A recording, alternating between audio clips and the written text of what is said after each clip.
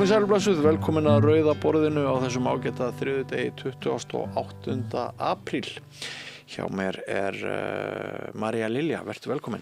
Takk fyrir og til að hamingju með daginn, Björn Þorláksson, til að hamingju með afmæli. Já, þakkaði fyrir, þakkaði fyrir. Það svona í gamla daga þegar maður átti afmæli þá var veislur og voða gaman og pulsupartí og nammi. Núna bara vinnumæður. Nú bara vinnumæður, það er bara alltaf að vinna. Já, nú þetta bara þannig.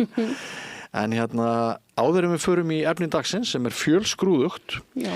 Þá langar mér svona til þess að kannski ræða aðeins við þau fréttamál sem að hæst ber. Eitt af því sem maður að lesa núna, það til dæmis eins og RÚV hefur sagt frá að sko Svíar eru bara að verða hræddir að flugvélabensín, það verið skortur á því. Já. Og það Íransstríðið og afleiðingar þess, þær eru að verða sennilega meir og meiri og hvernig líst þér á svona það hvernig það mun hitta okkur Íslendinga fyrir? Sko, það segir sér sjálft að við verðum ekkert síður fyrir þessum áhrifum heldur en önnur lönd í Evrópu eða bara önnur lönd í heiminum, ekki nema við kannski förum að semja við byrgja einhvers staðar annars staðar í Rússlandi eða Kína. Þar verðast olíubirgðirnar og olíuflutningurinn, hann verðist ganga ágætlega undir þeirra fánum. Hvað þetta stríð varðar, þá þetta í rauninni, þetta innrásarstríð Bandaríkjanna og Ísrael á Íran og Líbanon. Og það ekkert útlit fyrir að þessu sé neitt að ljúka. Því að Bandaríkin hafa ekki sýnt neitt vilja. Annan heldur en að svona, það á að vera eitthvað sem heitir vopnahlé í gangi núna, en það hefur samt sem áður ekki verið virt að hálfu Bandaríkjamanna og Ísraelsmanna. Það yfir 3000 manns í Líbanon sem hafa verið drepin núna bara síðan þetta hófst. Íranski herinn segir frá því í dag að það bara ekkert, þetta ekkert skylt við vopnahlé sem sé í gangi, þannig að spennan virðist einhvern veginn vera magnast upp aftur og nýju. Og fyrir vikið þá verður þessi alheims skortur á eldsneyti. Já, og mjög sterkt sko þetta með að Trump sé í örvæntingu að reyna að halda andlitinu, hann algjörlega búinn að missa andlitið og það engin góð leið tilbaka fyrir hann því að maður veit að kallar eins og hann þetta snýst svo mikið andlitið og við erum bara í einhverjum marvaða núna út af rugli og sem sagt sýndarmennsku forseta Bandaríkjanna. Og talandi Trump og sýndarmennsku, þá ég tók eftir því að það var lítið fjallað skotárásina á Trump í íslenskum fjölmiðlum. Það var önnur skotárás sem var núna á dögunum, 2-3 dögum síðan, í þessum gala kvöldverði Hvíta hússins og þeirra velunra. Maðurinn sem var handtekinn, sagðist hafa ætlað að drepa Trump og eitthvað af hans slætti. Síðan koma þetta samsæriskenningarnar að vegna þess að Trump kemur 40 mínútum seinna eftir þetta tilræði, þá kemur hann fram í fjölmiðlum og hann talar að þetta sé ástæðan fyrir því hann þurfi að byggja þessa gríðalegu viðbyggingu við Hvíta húsið, the ballroom, eða ballsalinn. Og sem nú svolítið svona óvanalegt og þetta svona sama stefið í öllu og það sem áhugavert í þessu líka að það eins og fólk trúi þessu hreinleiki. Það þeir hættir að kaupa það sem það svolítið svona úlfur sko. Það þú veist, það eins og fjölmiðlar, eins og almenningur, eins og fólk reynlega, ég meina þetta auðvitað stór mál að einhver skjóti á Bandaríkjaforseta, en ekkert í fjölmiðlum, ekki íslenskum og lítið svona í alþjóðlegum. Já, maður klóra sér í kollinum sko þegar þessi gildi og viðmiðin sem við höfðum þetta hefur fært svo hratt til. En svo það líka heima harmleikur Jóns Péturs Símsen maður fylgdi spenntur með framhaldinu á færslu hans. Ég sá hann á X í fyrradag og ég hugsaði með mér, nú verður allt brjálað. Og svo eskalerst hægt og rólega og svo í dag þá biðst hann afsökunar á færslunu, það umræðin og Alþingi og þetta semst færsla svona fyrir þá hlustendur og áhorfendur sem ekki vita hvað við erum að tala sem að talaði að náttúruval, 1000 ára náttúruval. Hann talaði geðheilsu ungra kvenna, það er hérna 15-25 ára, er á hrikalegum stað og þetta er nú bara staðreind. Hann segir að það er rökleiðslan sem að hann segir að þetta sé vegna bælingar á árþúsundar náttúruvali vegna skoðanaframsækjana háskólamanna af hugvísindadeildum og hann er hann að tala kynjafræðina meðal annars. Það er eitt áhugavert, eitt sem sló mig strax í þessu sko og það er þetta aldurspil 15-25 ára, geðheilsa kvenna 15-25 ára, þetta eru börn og einhvern veginn að tala þær í sömu andrá og náttúruval og þá barneignir og heimavinnandi húsmæður, eitthvað svoleiðis.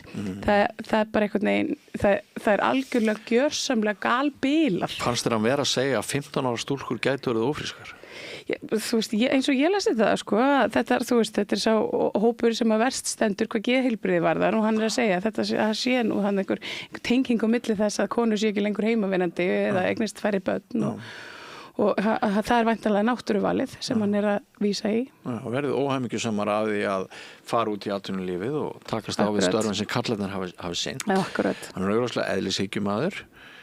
En sem sagt þetta fer á stað með látum að sér einhverja þingkonur taka þetta upp og svona og hann móast fyrst við og útskýrir hvað hann á við en svo í dag þá gefst hann upp og þetta er einhvern veginn ekki fyrsta skipti sem hann lendir í svona vandræðum og ógöngum með tjáningu sín. Nei, það sem að mér þetta áhugavert var að ég þekki mikið af hans fyrrum nemyndum. Góðum konum sem eru margar hverjar framalega í frelsisbaráttunni og baráttunni fyrir betra samfélagi sem að voru til að tala Jón Pétur Sigmsen sem einn af sínum uppáhaldskennurum, kennari sem að sko einhvern veginn gerði þær að þeim sterku konur sem þær eru og margar hverjar svona söpukveljur yfir þessu, hann skildi láta þetta fram. Þeir eru að spyrja hvað kom fyrir Jón Pétur Sigmsen? Já, og svo litið, bara hvernig vogar hann sér? Af því að þetta var maðurinn sem þeir treystu og ég sá ekki bara einu svona færslu, ég sá nokkrar. Hvernig í ósköpunum, hann bara, ég gæti látið svona út úr sér, en hann er greiðlega, ég veit ekki, mér finnst alltaf gott þegar fólk sér að sér. Já, vissulega, en þetta er samt sko ef þetta verður svona endurtekið efni að maður segir eitthvað og maður þarf svo að biðjast afsökunar á því og allir ýmist hlæja eða hata þig, djöflast í þér á meðan. Þetta er kannski ekkert mikil pólitísk inneign sem verður til. Nei, maður veldur fyrir sig svona hvað er hann eiginlega spá? Ég veit ekki, hann hefur nú væntanlega fengið skömm í hattinn frá flokksystrum sínum sem að margar hverjar eru svona allavega orði miklir feministar. Ég heldur að það hafi verið þrýst á hann að... Ég hugsa það nú að nú er formaðurinn kona og ég efast að þetta sé og ekki bara það heldur hún er sérfræðingur í kynjaðri hagstjórn þannig að hún er einn af þessum útskrifuðum af hugvísindasviðum þú veist hún er mannfræðingur? Hún er mannfræðingur með kynjafræði sko. Þannig að hún er bara ég held að ég geti fullir það hún er mannfræðingur með hún tók kynjafræðina með svona sem auka. Ok. Heyrðu, en þetta er svona það sem okkur dettur í hug að fara yfir í örfáum orðum.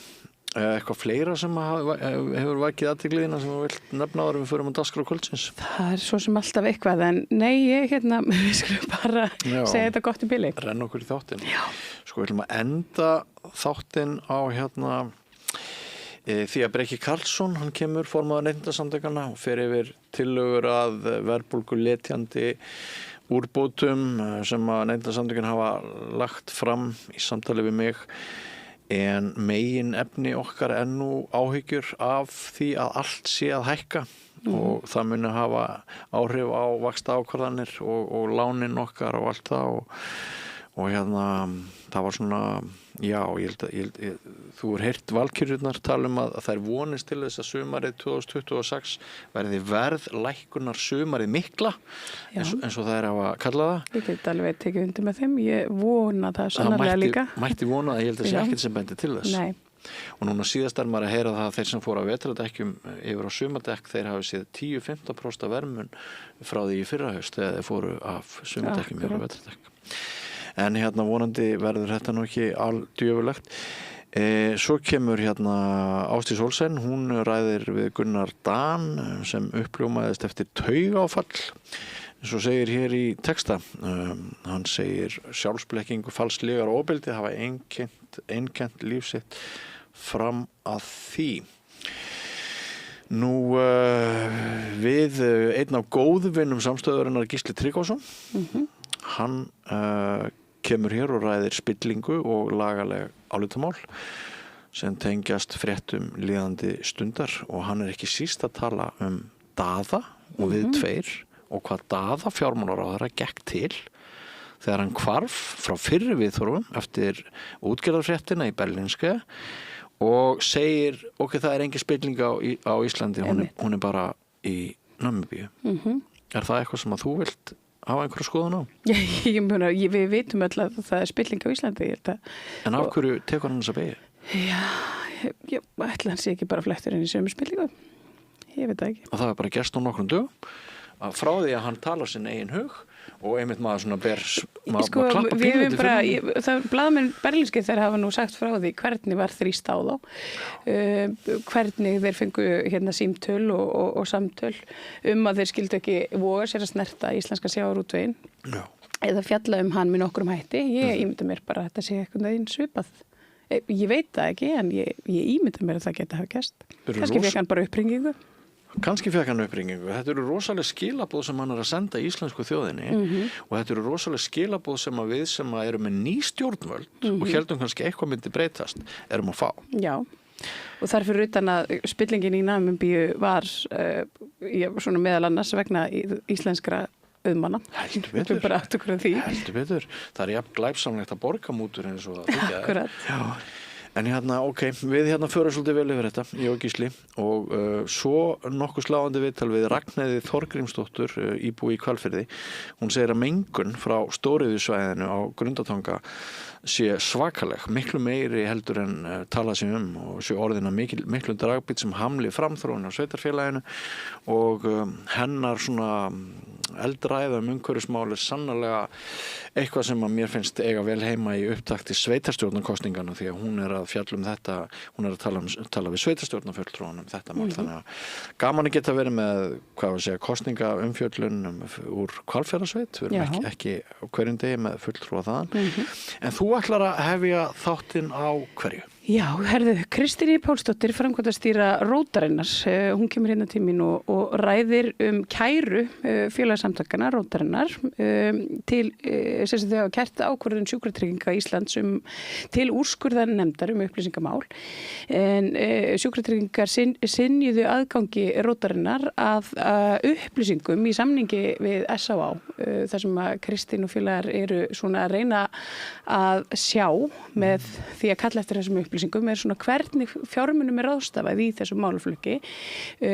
Kristín hefur verið mjög gagnrýnin á SÁÁ og svona það sem að hérna myndu spillingu innan borðs. Það sé lítið gert í svona alternatífu prógrami það SÁÁ fái í rauninni allt fjármagn og hún svona að kalla eftir því að þetta verði allt skýrt og upp á borðunum sem að í rauninni okkar réttur. Þetta fellur sannarlega undir lögum upplýsingamál. Þannig að umræðefnið öðrum þræði að opinbera stofnanir standi fyrir einhver svona leynimakki. Svolítið þannig, því að það eru það eru miklu hagsmunir þannig í húfi. Þetta eru heilmiklu fjármunir. Þetta eru líf fólks og limir sem eru þannig undir. Það eru einhverjar ástæður þannig að baki og Kristín ætlar að leiða okkur í allan samleika hér það. Spennandi. Herru, takk fyrir komuna. Já, sömuleiðis. Og sem sagt þátturinn að hefjast eftir andartak. Við fá nokkrar auglýsingar og svo bara hefst rauða borðið í allri sinni dýrð, spilling á fleirum en einum stað í þætti kvöldsins, gjörðu þið svo vel. Hótel Bjarkarlundur opnar 1. apríl. Morgun verða hlaðborð frá 7, veitingarstaður opinn til 21, gisting, rafmagnshjólaleiga, kajakleiga og tjaldsvæði. Hótelbjarkarlundur.is. Þakklæti kraftaverkameðal. Maður losna við eitt almesta heimsins böl sem sjálfsvorkunn þegar maður sér það í raun og veru hvað maður gott og það alltaf eitthvað sem maður getur þakkað fyrir. Ég heiti Þorkell Máni Pétursson og ég trúi á þakklæti. Langar þig að byggja hús? Við hjá Arkitek færum þér heildarlausnina. Lóðir, hönnun, framleiðsla og uppsetning. Skoðaðu heimasíðun okkar, arkitek.is og hafðu samband. Jæja, krakkar, þetta síðasti dagurinn minn. Ég ætlaði nú aldrei að fara að vinna sem leiðbeinandi. Ég hef náttúrulega aldrei lært þetta, að kenna. Ég lærði nefnilega hagfræði. Hæ krakkar, ég nýji kennarinn ykkar. Ég búið með 5 ára kennaranám og ég hlakka til að vera með ykkur þangað til þið útskrifist. Fjárfestum í kennurum. Kennarasamband Íslands. Samstaða skilar árangri. BSRB, afl í þágu almennings. Öflug verkalýðshreyfing lykillinn að öflugu samfélagi. Alþýðusamband Íslands, samstillt barátta í þágu launafólks í meira en heila öld. Samlokubrauð, maltbrauð, tékkneskt-brauð, súrdeigsbrauð, brauð ársins, Bernhöfts bakari, íslenskt handverk síðan 1834. Öflugur og ódýr auglýsingamiðill 40.000 manns sjá eða heyra þætti samstöðvarinnar í hverri viku. Ef þú vilt auglýsa, sendu póst á samstöðin@samstöðin.is. Góðir fjölmiðlar eru mikilvægur partur af því súrefni sem sérhvert samfélag þarf á að halda. En góðir fjölmiðlar þeir þurfa ekki endilega að vera hlutlausir, en þeir verða að vera sjálfstæðir. Alveg eins og góðir háskólar og traustir dómstólar þurfa að vera sjálfstæðir.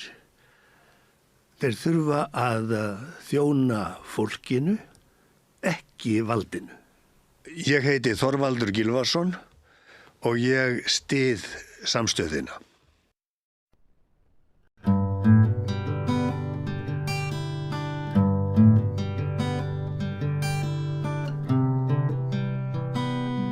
Já, komið sæl aftur og velkomin að Rauðaborðinu. Ég heiti María Lilja og hingað komin góður gestur, framkvæmdastýra Rótarinnar, Kristín Pálsdóttir. Vertu velkomin. Já, þakka fyrir. Þú ert hér af ástæðu. Rótin að kæra svona úrskurð eða í rauninni til úrskurðarnefndar upplýsingamála gögn sem að ykkur voru afhent frá Sjúkratryggingum samning sem gerður var við SÁÁ. Já, þetta rétt skilja hjá mér. Já. Hvers vegna eru þið að standa í þessu? Já, þetta þannig sko hérna áður fyrr. Það voru þessi samninga bara á netinu hjá Sjúkratryggingum. Síðan var hægt að hafa það þar og við kærðum, við kærðum ekki, við bara óskoðum eftir þessum samningi við Sjúkratryggingar 2023 og þá fengum við hann allan svona útstrikaðan og með aðstoð fulltrúa almennings upplýsingamál í forsætisráðuneytinu að við fengum aðstoð þar þá og þá endaði með því að Sjúkratryggingar þurfti að bakka með svona hlut af rökstuðningi fyrir því að neita að afhenda samningin með þeim upplýsingum sem skipta máli. En við höfðum ekki tök á því þá að kæra sem við hefðum viljað gera, en þetta náttúrulega sem mikil vinna fyrir lítil félagasamtök að standa í svona slag við stjórnsýsluna. Við erum ekki með mikið budget í lögfræðikostnað, en svo var gerður nýr samningur við SÁÁ. Þetta svona heildarsamningur, áður fyrir voru þetta nokkur samningar, þannig að það svona mikil breyting á eðli samningsgerðarinnar. Núna í desember held ég, eða síðast ári var undirritaður þessi nýji samningur og við báðum hann í febrúar og það tók dálítið langan tíma að fá hann afhendan og þegar við fengum hann þá búið að afmá allar upplýsingar bara allar upplýsingar kostnað sem voru í rauninni þar sem að þeir voru að kalla eftir. Sko við það sem þá búið afnæmi með allar upplýsingar kostnað, meðferðarlengd og bara öll og í sumum tilfellum gátum við ekki séð samhengið hvað er verið að strika yfir. En í rauninni bara allar grundvallar upplýsingar samningsins höfðu verið máðar út og með svörtum blettum. Og ástæðan fyrir því að við erum að kalla eftir þessum samningum er bara svo að þetta er þjónusta SHH við fólk með áfengis- og vímuefnavanda. Þetta er rauninni, má segja, útvistuð opinber þjónusta. SHH rekur spítala, enga spítala í rauninni eða hvað maður segir þegar maður er að tala þriðja geiran í rauninni. Þetta er ekki svona útvistunarverkefni. Já, þetta er verkefni sem er útvistað í rauninni. Og við teljum einfaldlega að þessar upplýsingar að þarna eigi bara ríkja mjög mikið gagnsæi. Þetta er þjónusta fyrir almenning sem er kostað á almenningi og þetta á bara veru upp á borðum og það er líka bara varðandi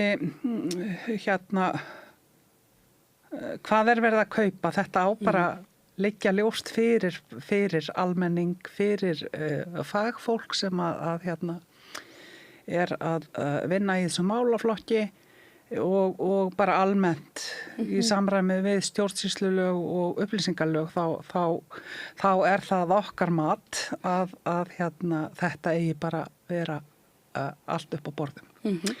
Og það má líka bæta því við þó að það komi þessari kæru ekki beint við af því að þetta er náttúrulega við erum að fást við stjórnsýsluna. Við erum að ýta á stjórnsýsluna að haga sér með almanna hagsmuni að leiðarljósi.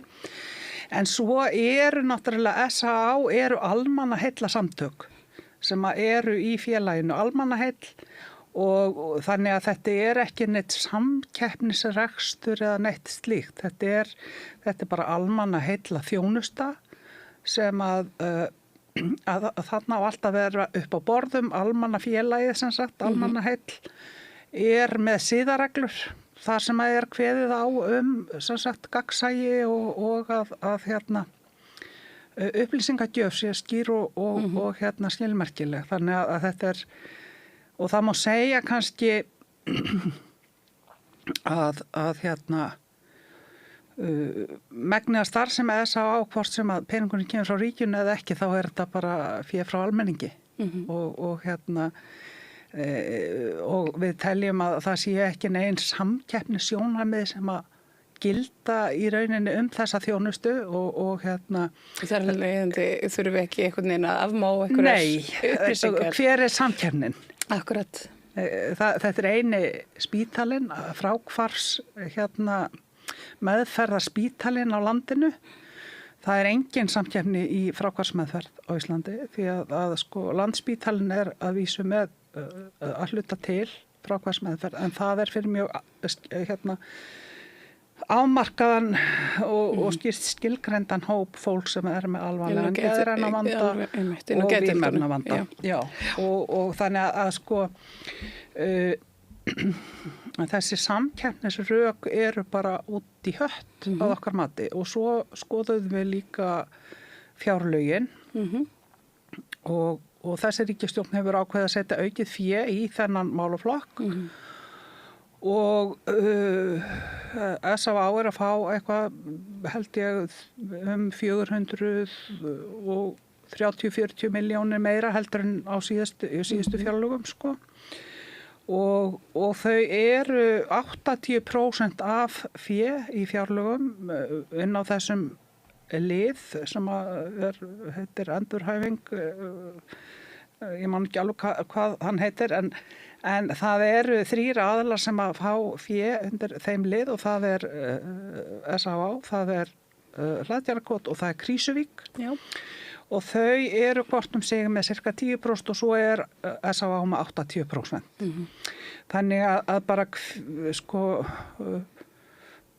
hver rökin fyrir því að leyna þessum upplýsingum og fyrir hvern? Hvaða hagsmunir liggja að baki? Það er ekki almannahagsmunir.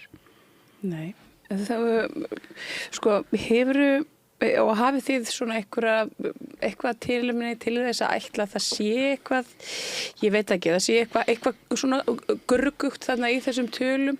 Hvers vegna það kalla eftir þessum tölum? Nei, það er kannski ekki beint neitt gruggugt, en það sem að við erum alltaf að kalla eftir almennt, sem er mjög mikilvægt í þegar maður að horfa á svona þjónustu við ákveðin hóp. Það er bara hvað verið að gera við féð sem í málaflokknum, hvernig það nýtt og hvaða gögn eru til nýtinguna og væri hægt að nýta þetta fyrir betur. Og til þess að geta sinnt þessu svona aðhaldsstarfi sem að félagasamtök gera í málefnum og eins og rótin gerir í málefnum fólks og þá sérstaklega kvenna og kvára með vímuefnavanda til að við getum sinnt okkar málsvara hlutverki, þá þurfum við náttúrulega að hafa upplýsingar hvernig staðan er. Þannig að þetta er ekki það er engin ásökun neitt sem að felst í þessu. Við erum bara að segja þessar upplýsingar eiga að vera opinberar, það á að ríkja gagnsæi þetta, það er bara eðlilegt og í samræmi við stjórnsýslulög og upplýsingalög og þá getum við líka metið hvernig okkur hvort að við teljum að það sé... Það er erfitt að sinna aðhaldi ef maður hefur ekki neinar upplýsingar. Akkurat. Já. Þessar upplýsingar sem að voru svona afmáðar og strikaðar út, þetta eru kostnaðurinn, meðferðartíminn og einhverju svona grundvallar upplýsingar aðrar sem að... Já, sko í sum tilfellum gátum við ekki áttað okkur á hvaða upplýsingar var búið að afmá og það er náttúrulega hluti af okkar kæran okkar er nokkuð ítarleg. Við förum algjörlega yfir það af hverju við erum að kæra til úrskurðarnefndarinnar og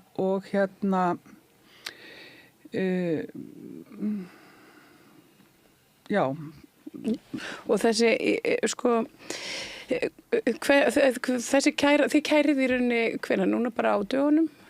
Sko, já, við báðum þessi gögn í byrjun febrúar og þetta tók alveg rúma 2 mánuði sem er mjög langt líka. Við líka minnust á það í kærunni að það er líka þessi langi tími sem að tekur að afgreiða sem að við erum að kæra.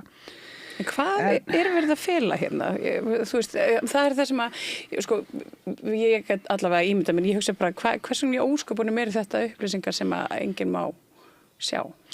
Sko, ég get bara ekki ímynda mér út af hverju það er og að sjúkratryggingar meti það þannig að það þurfa að fela þessar upplýsingar, en núna hafa þau til 4. maí til að skýra það nákvæmlega út fyrir okkur hvað það er hvaða gögnin verða að fela og af hverju er verið að fela þessar upplýsingar og hver er rökstuðningurinn fyrir því að upplýsingarna mega ekki vera opinberar og alltaf með hagsmuni almennings að leiðarljósi. Þannig að við bara væntum þess að fá nákvæmlega útskýrt af sjúkratryggingum hvaða hagsmuna verið að gæta og af hverju það mikilvægt fyrir af hverju mikilvægt að þessar upplýsingar séu faldar. Þetta spilling, Kristín? Sko, þetta allavega þetta jarðvegur fyrir spilling á minnstakosti. Að þegar það verið að leyna opinberum gögnum sem að öllu eðlilegu eiga að vera opinberar, að þá verið að búa til tækifæri fyrir spillingu. Það þannig. Ég held að sé, já, alveg rétt, þetta undarlegt mál og maður einhvern veginn skiljur ekki alveg hvaða hagsmunir liggja hérna baki. Maður getur ekki annað en gert sér í hugulund að þarna sé mitt, eins og við erum að segja, að það sé, eitthvað spilling eða eitthvað svona jarðvegur fyrir spillingu. Sko, ég held að þetta sé bara sögulegar skýringar í rauninni. Og sko það sem við höfum fundið fyrir bara í okkar málefnastarfi, hagsmuna gæslu fyrir þennan hóp, að það sko mikið af meðferð og þjónustu við fólk með vímuefnavanda, henni útvistað til félagssamtaka og eins og við höfum svo margátt kvartað yfir að þá rosalega lítill rammi utan þessa starfsemi. Það er ekki því gæða viðmið hvernig meðferð á að vera. Ríkið í rauninni bara að kaupa meðferð sem að þeim boðin í rauninni án þess að hafa mikil áhrif á það hvernig meðferðin nema að sko Vogur náttúrulega spítali og fellur þar að leiðandi undir lögum heilbrigðisstofnanir. En hins vegar það þannig og það sem að við höfum séð að sko það náttúrulega mjög lítið gæða eftirlit bara almennt í heilbrigðiskerfinu og þetta kemur fram í það var gerð hér skýrsla haustið 2024, þá var fenginn erlendur sérfræðingur sem að gera stöðumat á meðferðkerfinu og hún mjög áhugaverð og þar kemur að hann virðist hafa svona hann nær vel utan svona hvað það sem þarf að bæta hérna og eitt af því hérna, það var náttúrulega margt sem kemur fram en það til dæmis bara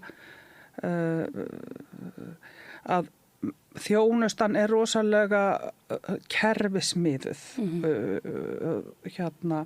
þetta kallað sko hann kallar þetta program-centered en ekki patient-centered eða user-centered sko, þetta ekki þjónustan ekki miðað að sjúklingnum eða manneskjunni manneskjulega nálgun. Nei, þetta ekki svona einstaklingsmiðuð, notendamiðuð þjónusta. Við höfum verið með kerfi þar sem allir hafa átt að fara inn í sömu pulsuvélina. Þú ferði í 10 daga afvötnun og svo ferði í 3 daga meðferð, 3 vikna eða 4 vikna innliggjandi meðferð og svo einhver eftir meðferð. Svona var kerfið, þetta hefur nú breyst á undanfarnum árum. En við erum samt ennþá mjög föst í ákveðnum atriðum. Það að skortir miklu fjölbreyttari úrræði, það vantar miklu meiri göngudeildarþjónustu, það eitt af því sem kemur fram hjá honum. En sko, mér finnst þessi áhersla á að meðferð þurfa að vera sko notendamiðuð, við eftir að taka ennþá mjög stór skref í því að færa þjónustuna meira sko hlusta meira á fólki sem að fær þjónustuna og við sko ég veit að það farið að gera núna þjónustukannanir inn á Vogi til dæmis en það Ég hef ekki séð svo sem niðurstöðnarlega, ég er bara ekki kláraði hvort það verið að byrta það opinberlega, en það ætti náttúrulega líka að vera hluti af svona opinberum. Já, en er það þessi vegvísir sem að gefin út af... Nei, það er bara, það er bara svona, það er bara þessi verkaskipting, það sem að þetta er bara verkaskipting Landspítala og SÁ í rauninni, þessi vegvísir sem að þróunarmiðstöð heilsugæslunnar gaf út sem sagt bara hvernig verkaskiptingin væri á milli Landspítala og SÁ og við nefnum þetta inn í kærunni bara til að benda á að sem sagt að andmæla þessum samkeppnisrökum að þetta er bara þarna er bara búið að skipta verkum á milli Landspítala og SÁ í rauninni að þetta er ekki neitt, það er engin samkeppni eða neitt fólkin í því sko, það er bara Landspítalinn sér ákveðin hóp en SÁ svona þá sem eru bara almennt með vímuefnavanda. En Kristín, hvað ætlaði að gera, ég segjum svo að þið fáið allar þessar tölur, hvað ætlaði að gera við þær? Af hverju eru þið óska eftir þessu? Við erum bara að óska eftir þessu til að kalla eftir gagnsæi og bara til að vekja athygli á því að það er ekki gagnsæi og það er aðalmarkmiðið og síðan líka bara þá að geta rýnt í bara hvað meðferð er verið að bjóða, hvað eru margir sem að SÁ á þjóna, hvað eiga þeir verið lengi meðferð. Þetta er allt gagnlegar upplýsingar fyrir okkur sem erum að sinna fólki með vímuefnavanda. Og erum í málsvara starfi fyrir þann hóp. Það er, en eins og ég segi, þetta er náttúrulega bara aðalega þetta bara að ýta á stjórnsýsluna að fara eftir þeim lögum sem eru ríkjandi birtingu upplýsinga. Síðast þegar þú komst til mín, Kristín, þá vorum við að ræða konukot og vorum að ræða flutningakonukots. Já. Hvernig gengur þeir flutningar og hvernig er á nýjastanum? Jú, þeir gengur bara mjög vel. Við fluttum starfsemina 8. janúar og það gengur bara mjög vel. Þetta er náttúrulega bara miklu betra húsnæði og fyrir starfsemina hitt húsnæði var bara algjörlega búið að þjóna sínu hlutverki fyrir löngu fyrir þessa starfsemi og núna við vorum á 3 hæðum og núna erum við á 1 hæð og við erum alla jafna með 2 starfsmenn á vakt, þannig að það er augljóst að hvað það er óhentugt að vera á 3 hæðum. Svo er þetta bara þetta var allt gert mjög huggulegt og það eru fleiri svefnherbergi, það eru færri konur í herbergjum. Við vorum þetta bara með 2 herbergi í konukoti og svo var fólk að sofa út allt hús. Þannig að þetta er bara mun betri aðstaða og gengur mjög vel sko. Og þá hefði verið eitthvað gagnrýni þarna á meðal nágranna sem að vildi ekki hafa konukot nálægt sér og svona. Þetta hefur allt hægt. Það var allavega ekki mikið heyrst í þeim eftir að konukot flutti? Nei, talandi kærur og þá var sem sagt byggingarleyfið kært en það var ekki byggt á nógu sterkum rökum þannig að en við þurftum að bíða með flutningana þangað til að það var akkurat. En það er það hafa ekki verið árakstrar við nágranna mér vitanlega. Nú er ég ekki að vinna dagstælega í konukoti þannig að en ég held að það sé bara gangi bara vel. Þetta tengist fordómum hvert fólki með fjölþættan eða fíknivanda, fólki í heimilsleysi eða öðru og við sjáum þetta kannski mjög sterkt þessa stundina á því fólki sem að mótmælir því að kaffistofa Samhjálpar opni við Grensásveginn. Hvernig hvernig ég var að taka utan þessa fordóma? Nú bý ég í næsta nágrenni við Lindagötuna Já. Það mjög stórt heimili með fólk með svona utan garðsvanda, fjölþættan fíknivanda og jafnvel geðrænan vanda. Hefur þar næturstað.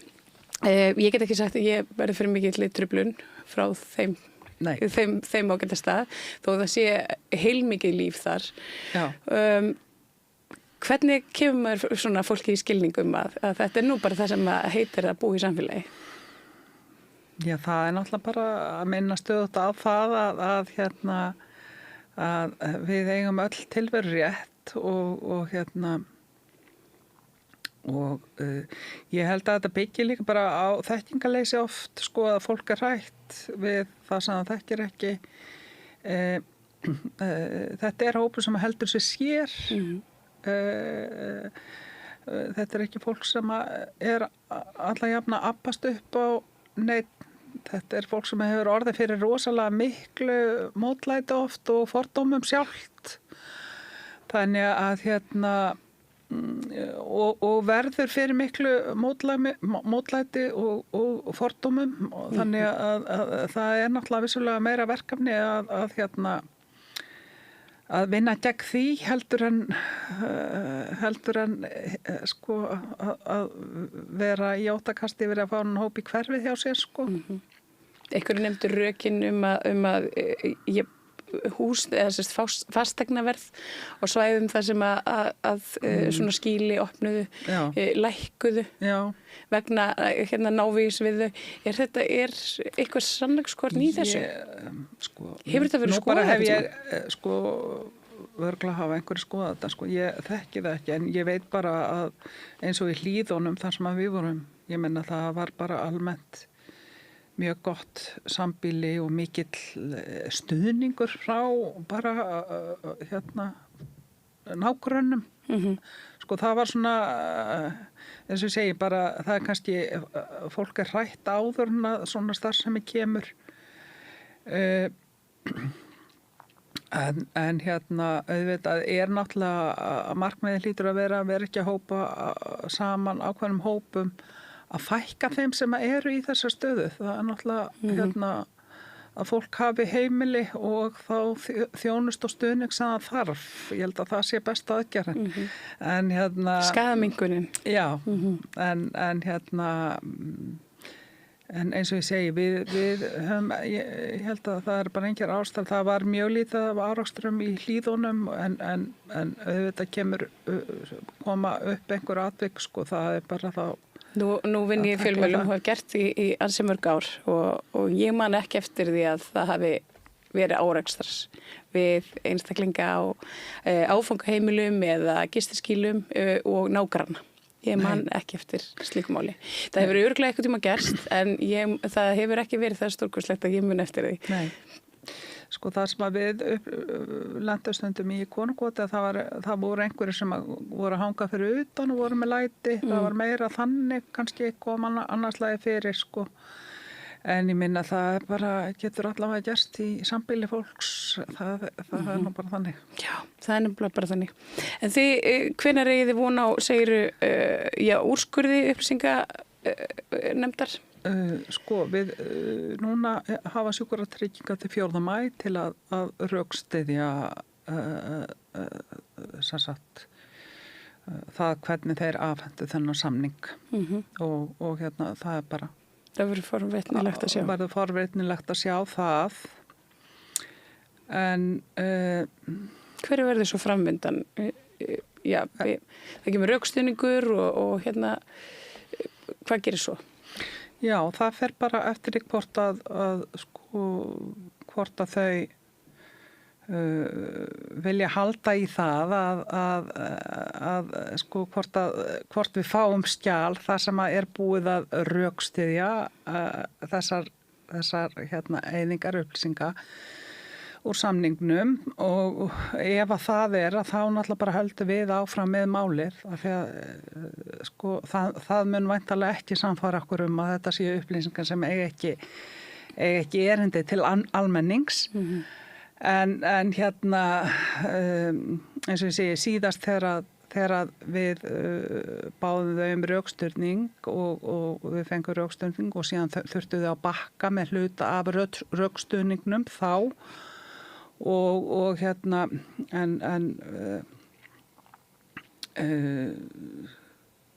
já, ég get ekki séð ég sé ekki neitt góðan rökstuðning svona sem að ég sé fyrir mér en við bara bíðum eftir því að fá þeirra viðbrögð og þá bara höldum við áfram að máli og þetta er náttúrulega bara svona kannski hluti af stærra máli bara upplýsingar og gögn af því að það er nú þannig að sko þegar maður er að skoða svona kerfi að þá þarf maður einhverjar upplýsingar. Það er mjög lítið af upplýsingum aðgengilegar almennt í þessum málaflokki og við erum ekki með hefð fyrir, eins og ég segi, það vantar svo þennan svona gæðaramma frá yfirvöldum. Núna er komið stofnur, gæða- og eftirlitsstofnur sem er að vinna að einhverjum gæðaviðmiðum og það verður bara áhugavert að sjá líka hvernig þau verða og þegar það eru komin gæðaviðmið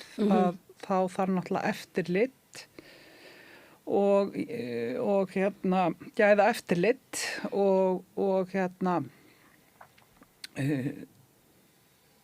og þá verður líka bara áhugavert að sjá hvernig það lítur út hvað verður gert í því en ef við höfum hvorki gæða viðmið eða skýra stefnumótun stjórnvalda hvernig meðferð á að líta út að þá er voðalega erfitt einhvern veginn að þá er það sem að maður getur gert. Það er að kalla eftir gögnum og benda á að það vanti gögn og það er kannski svolítið á því stíi sem að við erum núna. Akkurat. Og þetta er auðvitað mikilvægur málaflokkur. Það er aukning í notkun harðra eiturlyfja. Það er alls konar vöxtur í smáglæpum þessu tengt, það eru dauðsföll og þar fram til götunum. Þetta er eitthvað svona sem ætti að vera upp á borðunum og á allra vitorði og þið kallið hreinlega eftir því að þetta sé svo. Já, og svo er náttúrulega sko annað að eitt af því sem að kemur fram í þessu stöðumati sem var gert á meðferðarkerfinu að það er náttúrulega bara að það vantar fjölbreyttari úrræði og það vantar meiri og aðgengilega þjónustu og en þessi aukning á fjármunum í málaflokkunum, mér sýnst að henni var bara skipt á milli þessara þriggja aðila sem að... Svona sama gamla kerfið. Já, sama gamla kerfið, þannig að þetta er náttúrulega líka þetta bara hvaða skref er verið að taka til að breyta kerfinu og til að mæta einstaklingsmiðuðum þörfum fólks í þessum geira. Við höfum náttúrulega nýlega sendu við áskorun og heilbrigðisráðherra í sambandi við skaðaminnkun á þjónustu af því að það er þjónusta sem er ekki mjög aðgengileg og S.A.A. er stærsti aðalinn í þau kalla þetta sannlega viðhaldsmeðferð og við teljum að þetta sé afskaplega óheppilegt að hafa þessa þjónustu upp í Grafarvogi bara af því að það er ekki svona í samræmi við best practice í skaðaminnkun sem á að vera aðgengileg. Skaðaminnkun gengur rosalega mikið út á það bara að fólk þurfi ekki að borga, að það þurfi ekki að fara langt til að fá þjónustuna, að þjónustan sé þannig að fólk vilji koma og að því líði vel þegar það kemur, að því að við viljum að fólk fái skaðaminnkandi þjónustu, við viljum að það mæti. Við viljum ekki vera með girðingar og hindranir eins og að taka að það þurfi að borga fyrir þjónustuna. Það er þröskuldur en lág þröskulda þjónusta, það er hún á að taka alla þröskuldana.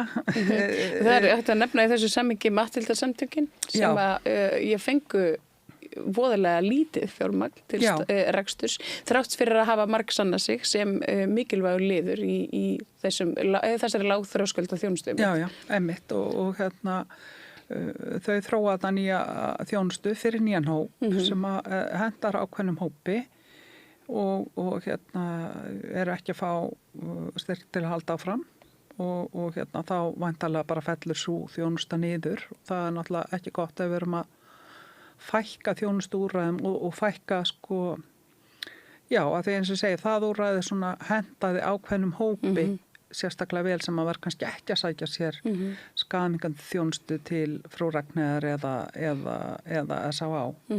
Þannig að þetta er í rauninni það verður bara að vera alls konar fyrir alls konar fólk. Það er bara svolítið þannig. Það er bara það er mjög mikilvæg þessi einstaklingsmiðaða þjónusta og að líka bara þetta kannski ríki bindi sig ekki bara svona einum þjónustu aðalega alltaf. Nei, það sem að við myndum náttúrulega vilja sjá líka meira frekar en svona samninga eða línur í fjárlögum sem að kveða á til hvaða félagasamtaka eða fyrirtækja féða á að fara að það séu almenn gæða viðmið það hvernig þjónustan á að vera og að síðan þá ef að það á að útvista þessu, við viljum reynda að sjá miklu meiri þjónustu bara inn á Landspítala og á vegum hins opinbera af því að þetta er alltaf svona ströggl með svona félaga samtaka þjónustu þó að hún virðist aldrei vera nógu vel fjármögnuð og ekki og sérstaklega eins og ég segi þessi gæðamál sem að hafa verið vandamál. Þannig að að við séum bara með ekki kerfi sem er miðað að einhverjum þjónustuaðilum heldur að fólkinu sem er að nota þjónustuna. Það er kannski lykilatriði og öryggi og gæði séu tryggð það er hlutverk ríkisins og við erum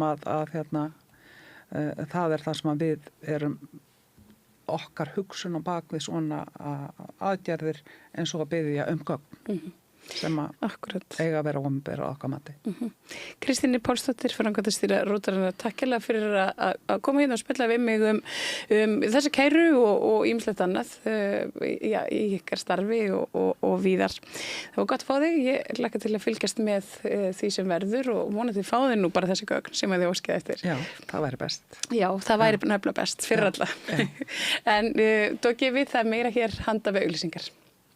Alþýðufélagið er frábær hugmynd. Félagsgjöld í Alþýðufélagið eru krónur 2.750 á mánuði og renna óskipt til dagskrár og útsendinga samstöðvarinnar.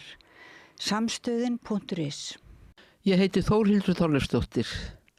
Á samstöðinni er fjörug, opin, skemmtileg og gagnrýnin umræða allt milli himins og jarðar. Samstöðin á erindi inn á öll heimili.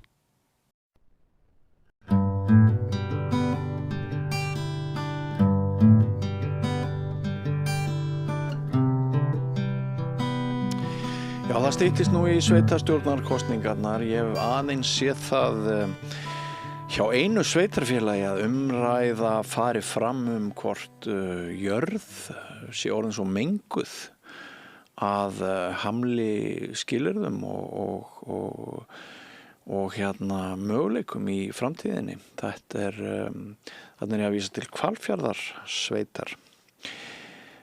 Mengun frá stóriðjusvæðinu í Hvalfirði er orðin dragbítur sem hamlar fram þróun og slagorðið lífið er ljúft í Hvalfjarðarsveit sem notað til að selja lóðir í Melahverfi er ekki heiðarlegt vegna þess að vandamálin varðandi mengun frá Grundartanga eru of stór, las ég í pistli eftir Ragnheiði Þorgrímsdóttur íbúa í Hvalfirði og Við ætlum að fá aðeins að vita betur hvað hann á við. Hún er komin hingað að Rauðaborðinu.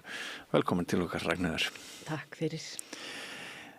Megnið af þessari stjórnmála umræði núna fyrir sveitarstjórnarkosningarnar, allavega hér á höfuðborgarsvæðinu, snýrað svona stöðumælum, einhverjum öppum, umferðinni, hvort við erum stopp í Ártúnsbrekkunni eða ekki, sem er náttúrulega umhverfismál og skiptir máli, en þarna er þú að skrifa á þeim nótum að maður svona staldrar við og maður hugsaður, já, er hún að krýta liðugt eða er hún með einhver svona gögn á bakvið sig sem að sanna það að mengun frá álverinu og Grundartanga sé orðin svo mikil að það eigi að vera umræðefni fyrir sveitarstjórnarkosningarnar?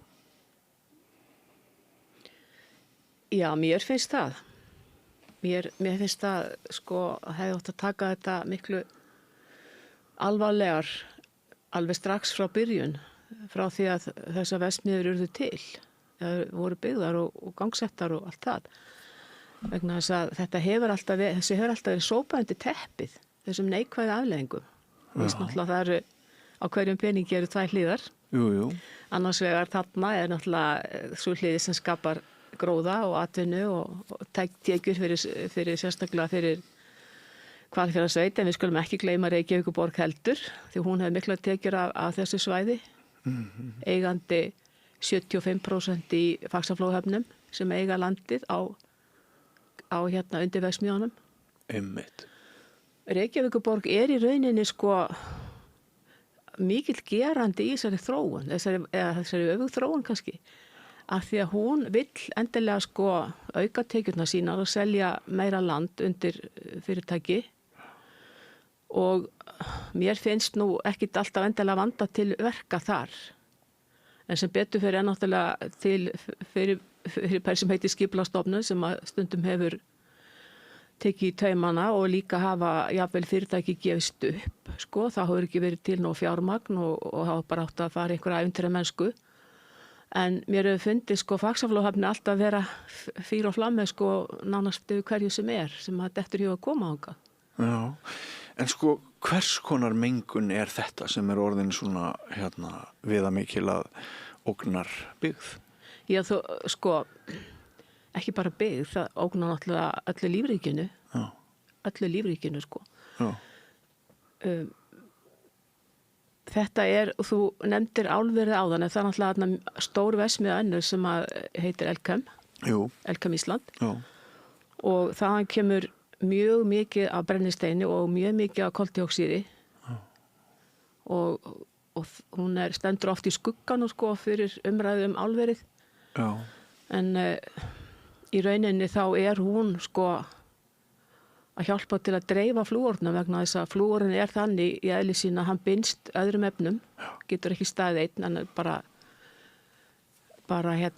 gas og hann tengist þá efnum sem koma frá Elkem og öðrum fyrirtækjum þarna, til dæmis Kratusi eða AL eins og heitir núna og GMR meðan það var starfandi. Það voru mjög mengandi verksmiðjur. Og eru en þá náttúrulega svo sem eru enn til svo ber reykurinn þetta allt með sér það er, og hann, af því þarna eru ríkjandi austanáttir, þá leggur reykinn mjög oft sunnan við Akrafjall. Já. Og þeir sem hafa farið með veginn, þeir þekkja það mjög margir hvernig stundum kemur svakalegur mökkur frá tanganum og skilja ekkit í þessu og það er sem sagt nú þegar komið orðspor sem að bara hefur verið að gerjast í áranna rás að þetta sé menga sveitarfélag og sveitarstjórnir séu mjög afslappaða gagnvart þessari mengun. Já, ég held nefnilega í huga margra sér Hvalfjarðarsveit eitt stöndugasta sveitarfélag landsins, svona gull sveitarfélag með mjög mikla tekjur og ég held að það komi mörgum svolítið á óvart hvaða litum þú ert að draga þetta upp. Ég held að það komi nú ekki mörgum á óvart í Hvalfjarðarsveit hvað ég er að segja, því ég er búin að vera að tala um þetta í mörg ár, það eru að vera 19 ári í vor síðan að hrossinni byrjaði að veikjast. Já. og í þeim mælist fjórfaldur flúor á við það sem að á ómenguðum svæðum. Og sko það engin önnur ástæða fyrir veikindunum heldur en þetta. Þau eru ekki með það sem að sumir vilja halda sko hófsperru, það bara rugl. Og sko ég náttúrulega búin að tala um þetta mál hérna áður, ég kom enga áður. Þú komst hérna í helgispjall og ræddir þá sögu. Og svo náttúrulega skrifa ég þessa bók. Svo skrifar þessa bók, já. Það sem ég lýsi þessari öfug þróun og baráttunni fyrir hrossin sem að ég hef bara háð og gengi bara illa. Það gengi illa hjá mér. Ef maður skjóti inn í, af því að ég tók nú viðtalið við þig hérna einhvern tíma fyrir jól þessa bók og þína baráttu og það fekk mikið áhorf, mikla hlustun og ég fekk tölver viðbröð og þú örgulega líka. Vel gert hjá þér að halda þessari sögu til haga. Þá held ég að það dregur enginn í efa þarna varð mjög slæmt mengunarslys sem hafði ömurlegar afleiðingar og kerfið brást algjörlega. Ég held að séu bara allir sem kynna sér það og sögu sammála það, þannig var það. Það sem að ég held að fólk kannski taki svolítið andköf yfir ef í dag jarðvegurinn enn eða bara svo mengaður að staðan með þeim hætti sem þú hefur verið að lýsa í greinaskrifum. Ertu með einhverjar mælingar nýlegar sem að sýna fram á það að jörðin sé toxísk og hérna þarna sé bara óráðlegt að skipuleggja byggðir eins og þú hefur verið að segja? Ég hef ekki sagt það. Ég hef ekki sagt þessi óráðlegt að skipuleggja byggðir en ég hef náttúrulega sagt það að fólk þurfa að vera á tánum og það þarf að mæla miklu betur heldur en það gert. Já.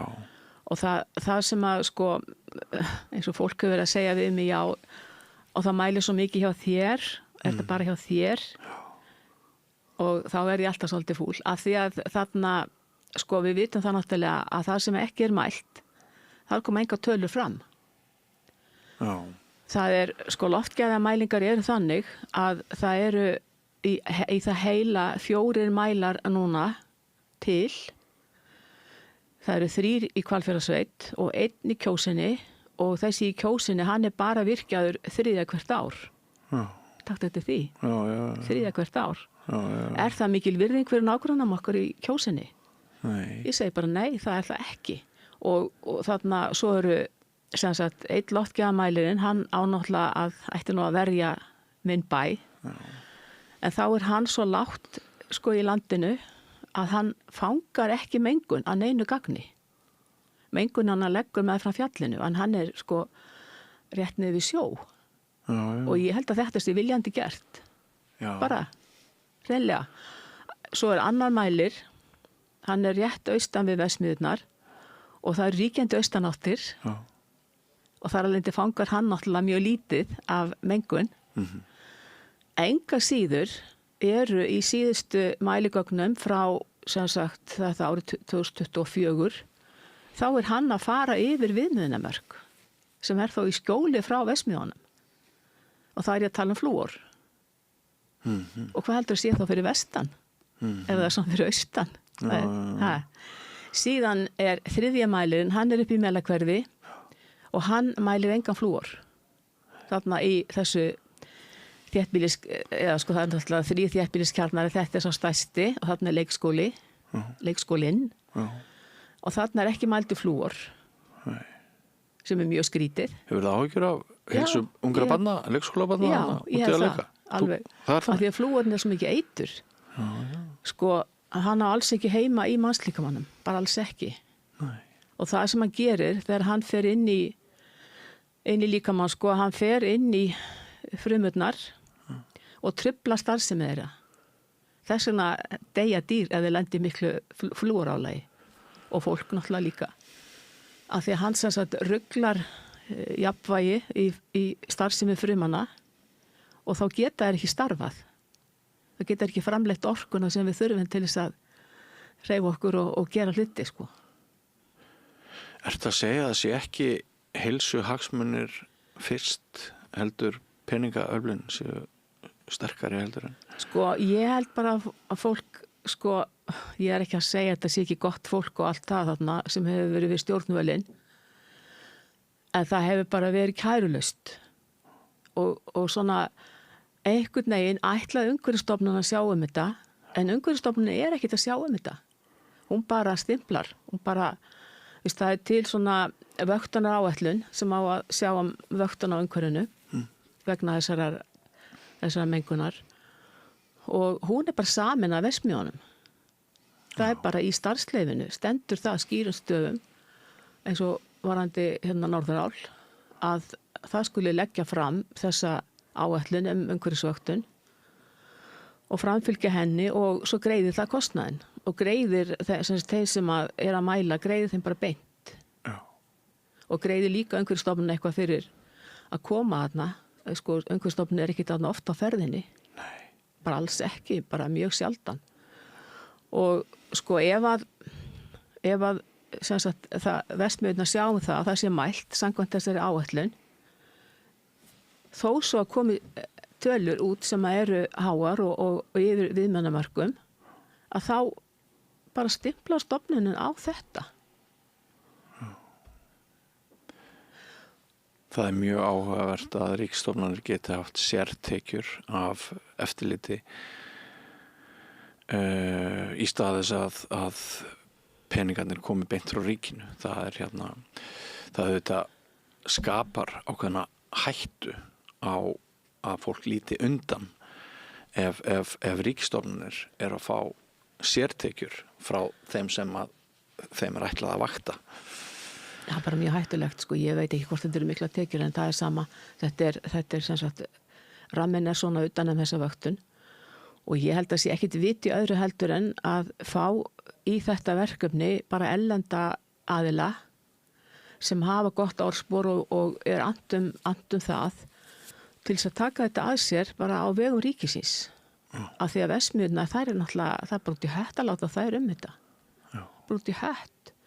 Og taktu bara eftir því, Björn, að þessir aðilar sem að menga mest og eru mest umhverfissóðarnir, þeir tala mest grænt þetta og grænt hitt. Norðurál er með grænt bókhald sem að réttir fram, fyrir hvert ár, grænt bókhald. Og græna bókhaldi fyrir árið 2006 fyrir að mengunarslýsi varð, það nefnir ekki mengunarslýsið. Og þarna, Faxaflóahöfnin nota mikið líka þetta græna hugtak og líka þróunarfélag í kringum verksmiðjurnar sem kalla sig þróunarfélag Grundartanga. Það er mikið með grænan iðngarð og eitthvað svona og mér verður alltaf hálf óglatt þegar ég sé þetta af því ég veit hvað þetta er.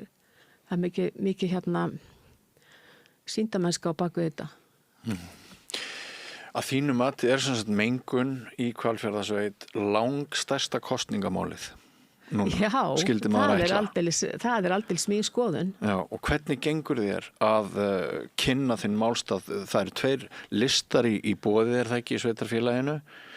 Hefur þú reynt að hitta þá sem er í efstu sætum þessara lista og hvernig gengur þér að fá fólk til þess að hlusta á þig? Jú. Það hlusta allir fyrir kosningar, þú veist það. En ég náttúrulega, ég var á rosalega fegin þegar fyrirlistin kom fram í listi íbúarhreyfingarinnar af því að síðast þá var bara persónukjör og þá voru komin saman 7 einstaklingar sem að hafa ekkert bakland og það fór bara ekkert vel. Alls ekki, Það er bara, þetta er allt og stórt sveitafélag með allt og mikið umleikist til þess að þannig, kosningar séu þannig og maður vissi aldrei hvað þau voru að gera. Þau kom bara saman að 7 fyrir fundi í sveitarstjórn og ákváðu hvernig þau ætla að afgreiða mál og svo voru málin alltaf afgreitt eitthvað 7-0 eitthvað og það var engin umræða á sem fundin sem maður gæti hlustað á. Maður gæti ekki hlustað á neins skoðanarskipti. Þannig að þetta var mjög ólýðræðislegar vinnu aðferðir sem þau notuðu, krakkagreyin, ég segi nú bara það. En nú kemur fram í listin og ég auðvitað kátt og fer á fund og búin að vera á fundum hjá þeim í hverju viku núna síðustu 1,5 mánuðin, eitthvað svoleiðis og bara þetta er nú fyrsta skipti, ég get sagt þér það, Björn, þetta er fyrsta skipti síðan að ég flutti í þetta sveitafélag, búin að búa þarna samflutti yfir 20 ár, sem að ég tek þátt í einhverju umræðum sveitafélagið. Nú. Og það hefur ekki verið nein umræða, skiluru. Heldur engin staður til að tala saman. Já, ég skil. Og nú kemur það bara upp úr dúrnum að ef að við ætlum að hittast einhver staðar, þá þurfum við að kaupa okkur, borga fyrir salin, skilju. Já, það? En Gauji litli á Hvalfjarðarströnd, Gauji litli sem rekur hernámssetrið, hann skauti var okkur skjólshúsið þarna. Við erum búin að hittast þarna og hann tekur ekkert fyrir, bara... Nei.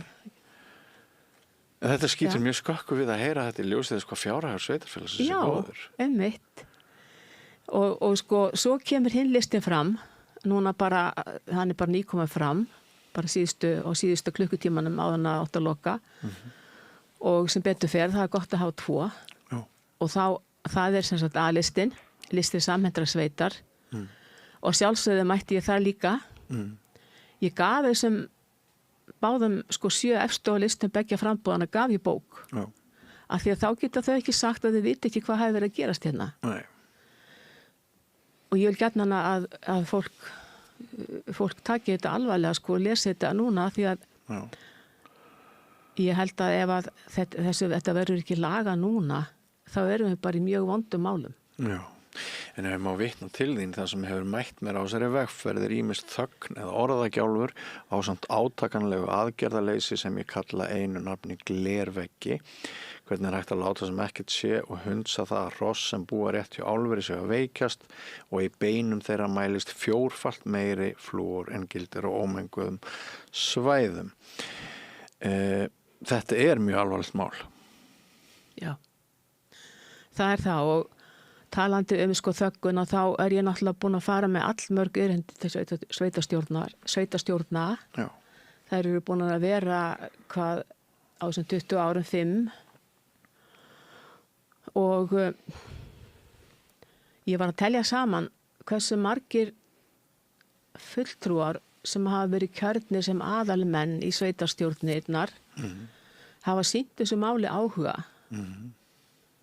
og að þessum cirka 25 sem hafa verið kjörnir aðalmenn þá eru ekki nema það bil 5 sem hafa komið og talað við mig eða sýnt þessu áhuga. Það hefur að vísu ég hef alveg fengið að koma þarna nokkrum sinnum og segja frá þessu og því ég fæ svona vingjarlega viðtökur en svo er bara ekkert meira. Ekkert meira. Það gerist ekki neitt. En það sem ég er að biðja með þetta, það er bara flúorinn burt. Af því að hann í mínum hrásum og það getur enginn efast það. Og ég vil bara ekki hafa þetta lengur, að þetta sé leggist svona eins og skýi við bæinn hjá mér og hreinlega gangi frá hrossunum. Af því að svo líka veit ég það að flúorinn er þessi eðlis, hann sem ég segi, binst öðrum efnum og hann fer víða og smæstu einingarnar fara lengst og þær eru hættulegastar. Þess vegna vil ég að Akurnesingar taki þátt í þessari umræðu og setja upp mæli hjá sér. Það er engin flúormælir á Akranesi. Það er engin flúormælir á lengra vestur heldur en Gröf sem er þá næsti bær fyrir innan eða austan minn bæ. Það er engin flúormælir, engin loftgæðamælir.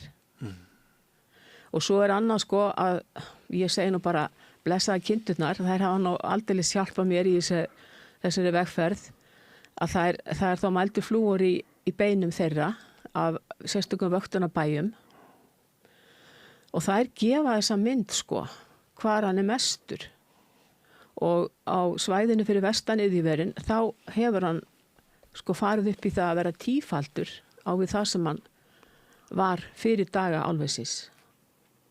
Tífaldur í 5 mánaða gömlu lömbum. Já. Og þá er ég að tala meðaltal yfir þetta svæði.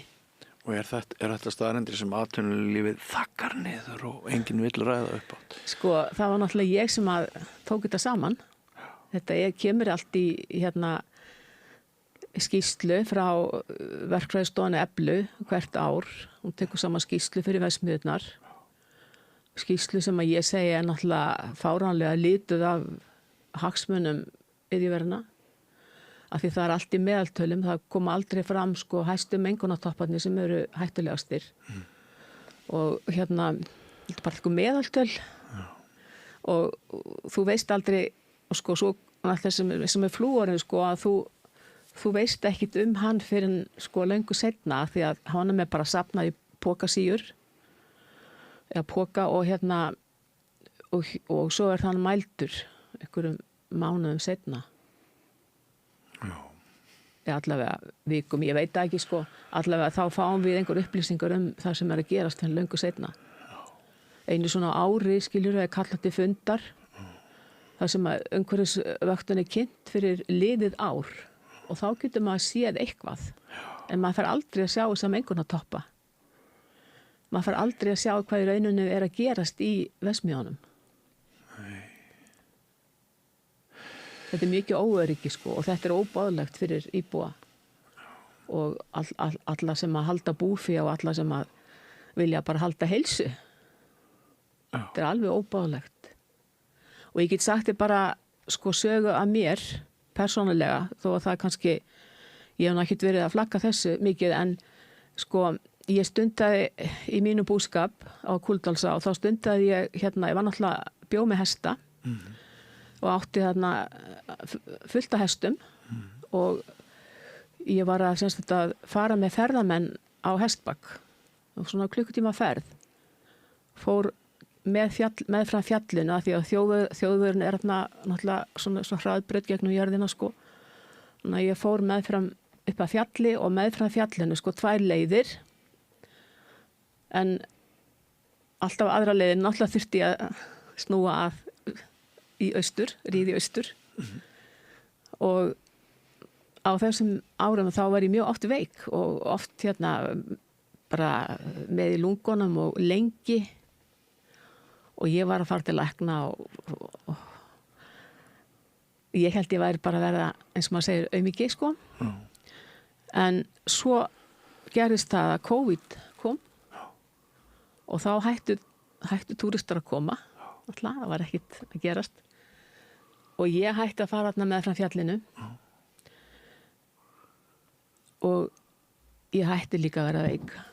Það er ekkert annað. Já, mér hef allárið misstægur síðan. Þetta er ótrúlega saga. Svona tvisar kannski sem ég fengið svona eitthvað í halsin og á þessum, 6 árum.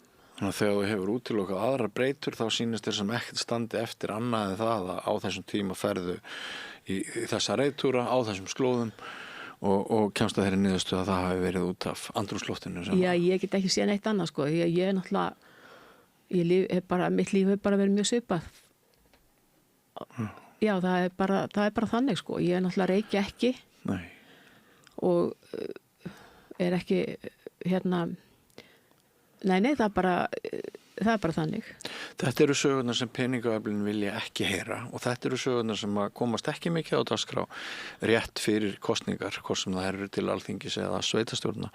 Einu sinni vann ég verkefni í rannsóknar blaðamennsku þegar ég var í meistaranámi í Háskóla Íslands lofttegund skaðlega sem að kostar mannslíf og kostar heilsu. Og það var ekki fyrir en að hún fór að valda riði og þessi lofttegund og skemmdum á rafmagnstækjum sem að Íslendingar fóru svona alvarlega að bregðast við því. Þetta var brennisteinsdíoxíð og mér alltaf finnst þetta að vera dæmisaga.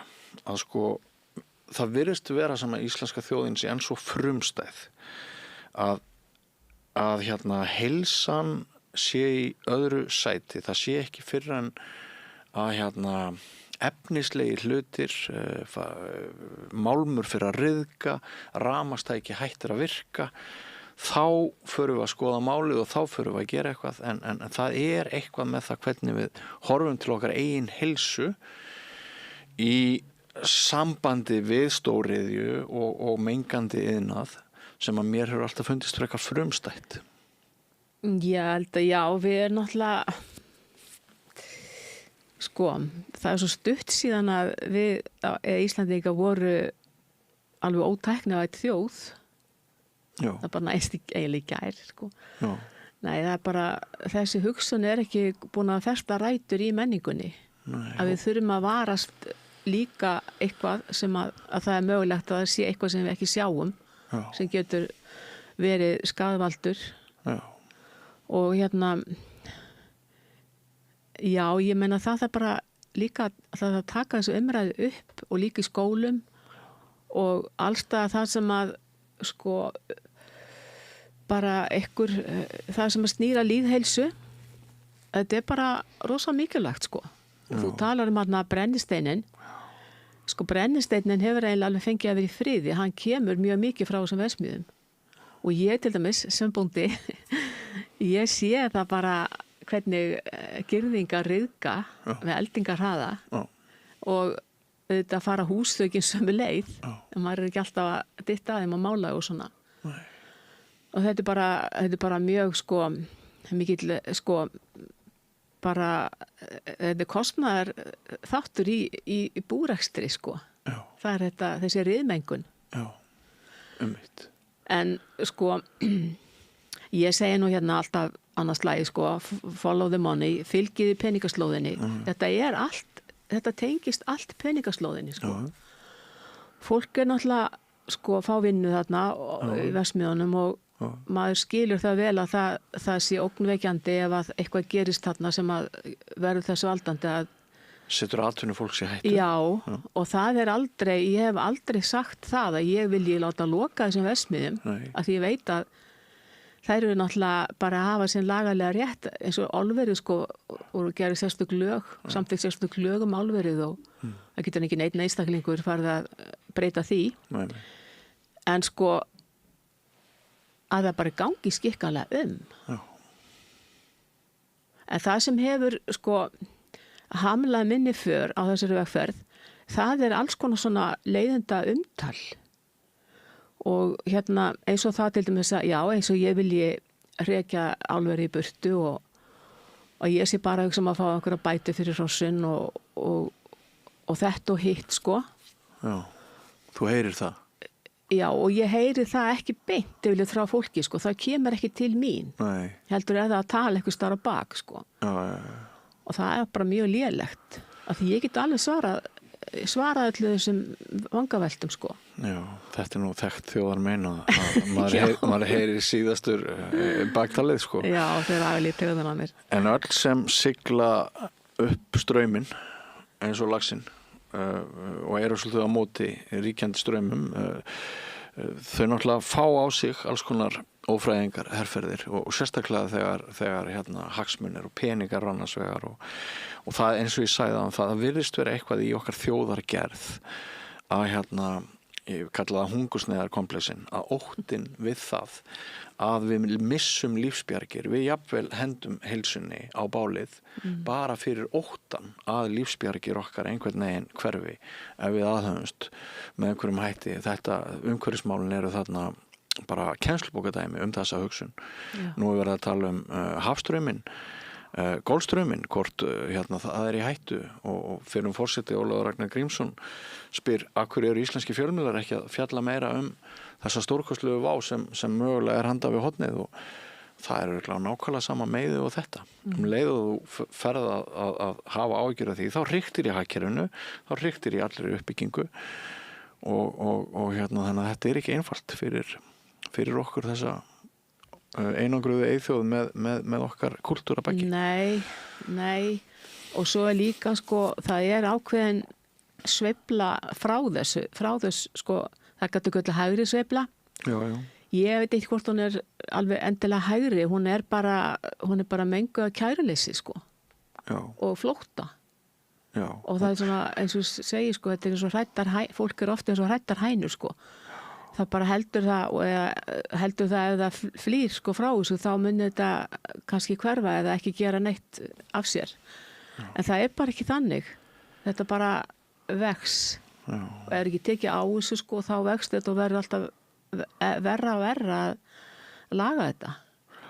Já, þú veit kannski meina það að við séum svolítið að fyrra okkur ábyrg gagnvart framtíðinni. Það sé svolítið meira á dagskrá núna heldur en var í umhverfismálunum.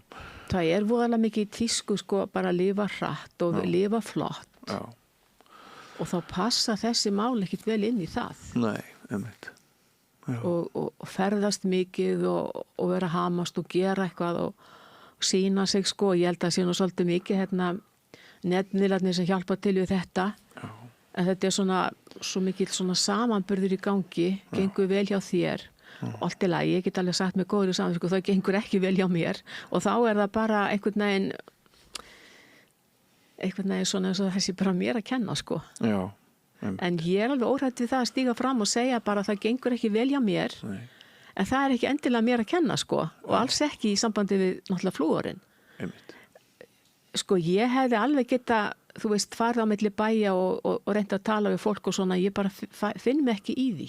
Nei. Ég vil frekar skrifa greina eins og þú búin að lesa þarna upp úr og tala við aðila sem eiga að sinna þessum málum, heldur en að vera að hjakkast á einhverjum eldhúsborðum sko, þú veist, við kaffikönnur einhverja annara einstaklinga á þeirra heimilum sko. Það bara, mér finnst það bara ekki rétt. Nei. En sko þetta stendur rosalega mikið á fellur með því að fólk bara vilji takast á þennan vanda og vilji leggja eitthvað á sig fyrir framtíðina. Mér finnst það svo mikið kæruleysi í gangi. Já. Bara, já, það hvernig svo auðvelt að kúpla sig frá þessu. Afneitun, það bara hrein afneitun. Já, afneitun, já, og þöggun. Það var einhver ráðherra okkar í gær að lýsa því yfir að henni finnst bara tómt ruglað og við varum að eyða einhverjum milljörðum í loftslagsmál. Já. Við lifum þá tíma. Já. Já, ég horfði nú Silfrið í gærkvöldi. Já, hvernig var það? Það var bara athyglisvert, sko. Já, það er mitt. Mér hefur því miður ekki fundist Silfrið nógu athyglisvert síðustu viku til þess að leggja mig eftir því orða. Mér fannst reyndar að stjórnandi þyrfti að standa sér betur. Alls ekki nógu hörð. Nei, alls ekki. En þessi umræða sem við höfum verið að taka, þú tekur hann á forsendum þínu sem íbúi í sveitarfélagin og ég er fjölmiðlamaður. Þetta umræða sem ætti að vera í framboðsþáttum. Þetta umræða sem ætti að vera í síðustu beinu útsendingunni frá borgarstjórnarkosningum í Reykjavík á Ríkisútvarpinu. Þetta alvöru umræða, sko, þetta alvöru spurningar. En hluti af vandanum sem varst að lýsa á hann að við erum farin að klæða það sem að mestu máli skiptir í einhvern felubúning og við erum alltaf að tala eitthvað allt annað. Þú ert að tala hvernig við lítum út og hvort við erum að meika það ekki. Hvað heldur að stór hluti af umræðinu núna fyrir sveitarstjórnarkosningarnar snúist oddvitana, hvernig þeir eru klæddir, hvernig þeir komi fram, hvort þeir eigi flottar íbúðir og eitthvað sluðis. En kærar þakkir Ragnheiður fyrir að koma og brjóta aðeins upp umræðinu, eitthvað sem þú vilt segja að lokum. Mér sýnist að það sé eitthvað eitt sem að þér liggur á hjarta. Er þetta orðið gott hjá þér? Við getum verið að spjalla hansi lengi sko og en væri einhver atriði eftir en já það verður ég er að skipuleggja fund sem verður 12. maí á Akranesi. Já. Það sem að á dagskrá verða loftgæði og lýðheilsa. Já. Og ég ætla að kalla þar að borðinu þá frambjóðendur sem eru í Hvalfjarðarsveit og Akranesi. Bjóða þeim að hlusta á erindi þessi efni sem er á sveimi í loftinu og ræða aðeins það hvernig þau hafa hugsað sér að fanga þessi efni og sína, hvort þau vilja sína bara í búanum hvað er á ferðinu með bara fleiri loftgæðamælum til dæmis. Og hvar verður þessi fundur? Þessi fundur verður í tónlistaskólanum í Anderinu. Þar 12. maí klukkan 8 og já, ég bara undirbúa þetta. Já, þú hvetur fólk til að mæta? Ég hvet fólk til að mæta. Ég hvet alla sem að hafa áhuga á þessum málum og líka þá sem að hafa engan áhuga. Já, það er svona markmið einhvern veginn að kveikja þá áhuga. Ég vil kveikja þessa umræðu og ég vil halda áfram eftir kosningar. Já. Þetta ekki niður bara dauð og allir halda að þetta sé bara allt í lagi. Ég heyrði nefnilega, ég var á á frambóðsfundi eða á sunnudaginn og þá satt kona við hliðina mig sem að sagði og ég var náttúrulega ekki að svara sko, ég bara hugsaði nú þetta er þá svona, hún sagði allir þessi mökkur sem kemur hérna í vorkur, hann kemur bara austan úr Rangárvallasýslu, sagði hann. Og svona er hægt að afvegaleiða hlutina. Einmitt. Og það er ekki gott. Við lifum á tímum afvegaleiðingar en Ragnheiður Þorgrímsdóttir íbúi í Hvalfirði, kæra þakki fyrir komuna. Takk fyrir að bjóða mér. Kærlega. Og við höldum áfram hér, við erum rétt að byrja nýr kafli eftir andartak, ekki fara langt. Alþýðufélagið er eigandi samstöðvarinnar. Markmið félagsins er að auðga og bæta umræðu í samfélaginu. Allir geta gengið í Alþýðufélagið með því að skrá sig fyrir áskrift að samstöðinni. Samstöðin.is. Við lifum á tímum þegar þörfin fyrir opna og gagnrýna umræðu er brýnni en nokkru sinni fyrr. Ég heiti Ólína Kjerúl Þorvarðardóttir og ég styð og vel samstöðina, sjálfstæðan og óháðan fjölmiðil.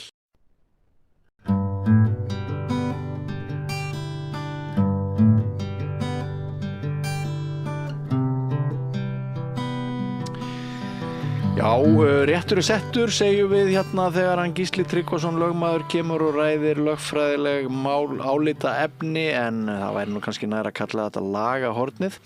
En enn ferðin er Gísli sem sagt kominn og sestur, vertu velkomin Gísli. Takk.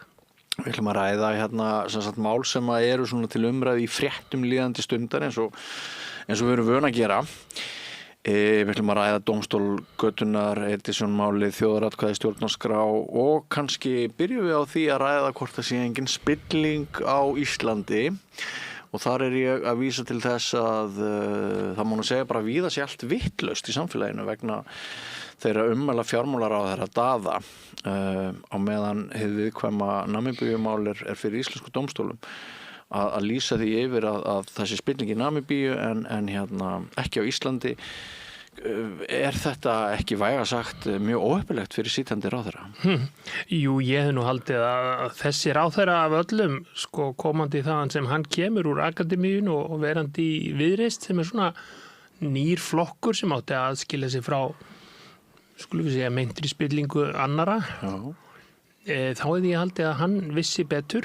Hámenntaður maður og velgefinn og ég held að allir viti að það er spilling á Íslandi og ég hef lengi talið að sé tölvört mikil spilling á Íslandi. Einhverstaðar heyrði ég bara fyrir nokkrum dögum eða sá á Facebook að einhver væri að segja að við værum spiltasta ríkið á Norðurlöndum. Já, við erum það. Og við erum líka mjög stöndum illa í fjölmiðlafrelsi. Já, en þá sagði einhver sko, já það væri nú eins og að segja lauslátasta nunnan í klaustrinu og átti þá við að Norðurlöndin væru í heild svo lítið spilt að það væri ekkert mjög spilt að vera spiltasta ríki þar en mér finnst eftir náttúrulega langa reynslu á Íslandi og nokkra í Danmörku þá finnst mér alveg meirinn stigsmunur á spillingu á Íslandi og í Danmörku og Noregi, kannski það sem ég þekki helst til. Já, og eitt vandamáli er skilningur eða skilgreiningar Íslendinga sjálfra á spillingu. Þær eru sumpart á skjön við skilgreiningar annarra þjóða. Við lítum ekki á það sem spillingu sem er hrein spilling hér. Já, kannski er það nú svona að þetta er allavega ekki fast lagahugtak en ég er ekkit viss að það sé alveg afmarkað hugtak. Eitt getur talið það spillingu eins og gömul kona sem taldi það spillingu að þegar Davíð Oddsson heitinn og Halldór Ásgrímsson heitinn ákváðu að fara upp á sitt einstæmi eiginlega, vera hvetjandi til stríðs inn í Írak fyrir rúmum 20 árum. Það fannst mér skrítin skilningur, það fannst mér ekki vera spilling, það fannst mér bara vera röng ráðstöfun og ólögmætt og eitthvað svona. Gerræði, já. En spilling finnst mér oft vera tengt sko peningum og öðrum hagsmunum, réttindum. Til dæmis það að stöðveitingar eru hér mjög spiltar búin að vera í áratugi, tel ég. Já. Þannig ég tel spilling á Íslandi, ég tel spillingu mikla á Íslandi og ég tel þetta dómgreindarleysi á ráðherranum. Ég var að vona að þetta væri kannski miskilningur en hann hefur ekkert leiðrétt þennan skilning. Hann hafi sagt að veri spilling í Namibíu og þá gagnálíktamaður, já, er sannst ekki spilling hér en gerandinn í þessu máli íslenskur aðili eða íslenskir stjórnendur og eigendur. Þannig að það ekki vafi að þessi spilling þó hún komi fram í Namibíu þá hún íslensk að uppruna og hegningalögin í svona fræðunum taka á því til dæmis þegar brot framið í einu landi en kemur fram í öðru landi að þá það ekki bara það sem að kemur fram endilega sem að broti framið. Það eru flóknar reglur það hvar lögsaga í málum Nú hér lögsagan í Namibíu af því að þeir hafa staðið sér vel í því en ef að svo væri ekki, ef að þeir væri ekki að gera neitt í þessu þá kynni að vera íslenskum stjórnvöldum bæri að taka á svona spillingu. Það getur verið spilling að reyna að múta í öðru landi eins og þeir eru sakaður eða múta í öðru landi. Já, og þegar öfl í skjóli þrýstings og auðæfa hafa mikið með persónuréttindi annarra að gera, þá það auðvitað spilling. Það vill þannig til að ég skrifaði bók spillingu sjálfur og ég skoðaði sjávarútveginn sérstaklega. Það nú graf þar sem að mynd í bókinni sem sýnir tengslin á milli. Þetta náttúrulega allt saman eins og þú veist innviklað og ég leiddi fram þá tilgátu að ef til dæmis stórútgerðin heldur áfram að kaupa upp atvinnulífið í landi, fyrirtæki í landi, ótengt sjávarútvegi, þá endi það þannig að engin Íslendingur hafi frjálsa skoðun. Vegna þess að það verði þannig að einhverju fjölskyldunni verði að starfa hjá útgerðinni eða þeim sem eiga allt atvinnulífið á Íslandi. Þetta sannarlega ögrandi tilgáta. En þetta náttúrulega eins og við höfum alltaf vitað eitt meinið hér á landinu, það er þessar blokkir, það að aflera greiður aðgangur skoðana sjávarútvegsaflana inn á Alþingi. Sumir þingmenn hafa beilinni sagt upphátt í ræðustóli að þeir séu fyrst og fremst á þingi til þess að gæta hagsmuna sjávarútvegarins. Og þegar við heyrum Daða fyrst í frétt Berlingske, loksins sem ráðherra opna munnin og segja já, hlutir nú ekki nógu góðir og svo snýr hann fyrri afstöðu, eiginlega 100%. Þá hlýtur að vakna spurningin, var hann sagt, voru sjávarútvegsöflin, sussuðu á hann, sögðu við hann, Daði minn, þú verður að bæta fyrir skaðan sem þú valdi með fyrir ummælum. Fyrir ummælin voru að hann taldi að hann eins og hann orða hefði lengi reynt að vinda ofan af þessu kerfi eitthvað, þannig að þetta var svolítið skrítin viðsnúningur, ég sammála því. Hún gild spurningin að einhver hafi haft hann undir og honum hafi verið sagt að segja það sem hann sagði sér? Já, það náttúrulega mörg dæmi það og þú nefnir nú einhver þeirra í bókinni þinni þegar símtöl koma frá ráðamönnum. Ég hef fengið svona símtöl oftar en einu sinni þegar ég var talsmaður neytenda, þá fekk ég símtöl frá gömlum skólafélögum eða hátsettum embættismönnum og stundu voru nú bara skilaboðin svolítið eins og í Godfather, bara farðu varlega.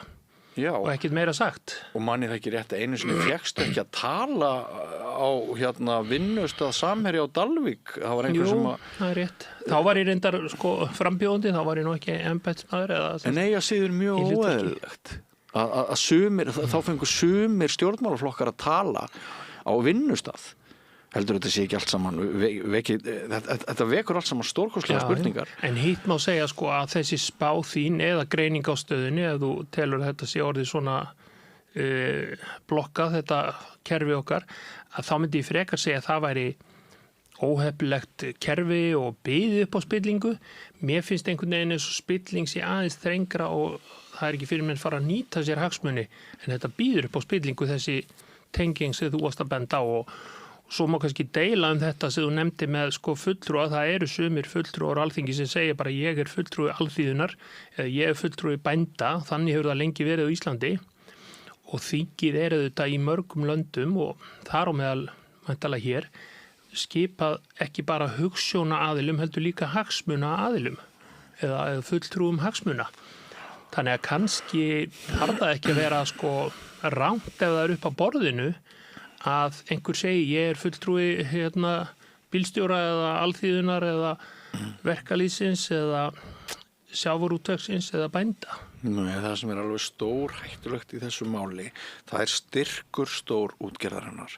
Það er fjölmiðla ítök hennar, Eina blaðið sem er gefið út á Íslandi, Eina dagblaðið, það er í hrömmum stór útgerðar hennar og massífur áróður borinn þar á borð núna til þess að trufla okkur í þjóðaratkvæðisgreiðslu og Ólína Þorvarðardóttir, rektor Háskólans á Bifröst, sem er stjórnarmannaski einnig hér á samstöðinni, hún skrifaði bók þar sem að hún færiði rök fyrir ýmsum dæmum hvernig fólki er hent til missir starfiði sitt.